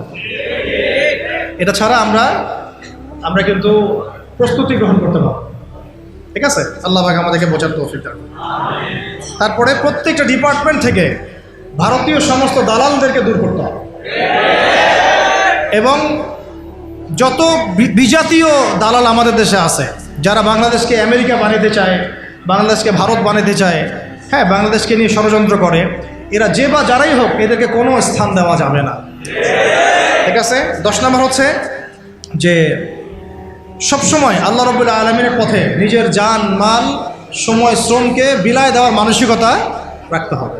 যে কোনো অবস্থায় আমার জান, আমার মাল, আমার শ্রম, আমার সময়, এগুলোকে আল্লাহর রাস্তায় ঢেলে দেওয়ার মানসিকতা থাকতে হবে। এরপরে অবশ্যই থাকতে হবে যে ওলামায়ে কেরামদের সাথে নিসবত রাখা এবং ওলামায়ে কেরামদের যে জামাআহ, এই জামায়াতের সাথে থাকা। একাকী জীবনযাপন না করা, ওলামায়ে কেরামের জামায়াতের সাথে থাকা এবং তাদের হাতকে শক্তিশালী করার চেষ্টা করা। ঠিক আছে। তারপরে আরও জরুরি হচ্ছে যে আমাদের প্রত্যেকটা ডিপার্টমেন্টের ভাইদেরকে দাওয়াত দিতে হবে। শুধু আমাদের মধ্যে দাওয়াতটা রাখলে হবে না, আমাদের পলিটিশিয়ান, বিত্তশালী, হ্যাঁ, আমাদের প্রশাসন, আমাদের ফোর্সগুলা, আমাদের সরকার, সবার মধ্যে দাওয়াতটাকে প্রচার করতে হবে। ঠিক আছে। কয়টা বলছি? লিখতে থাকো। কয়টা হচ্ছে?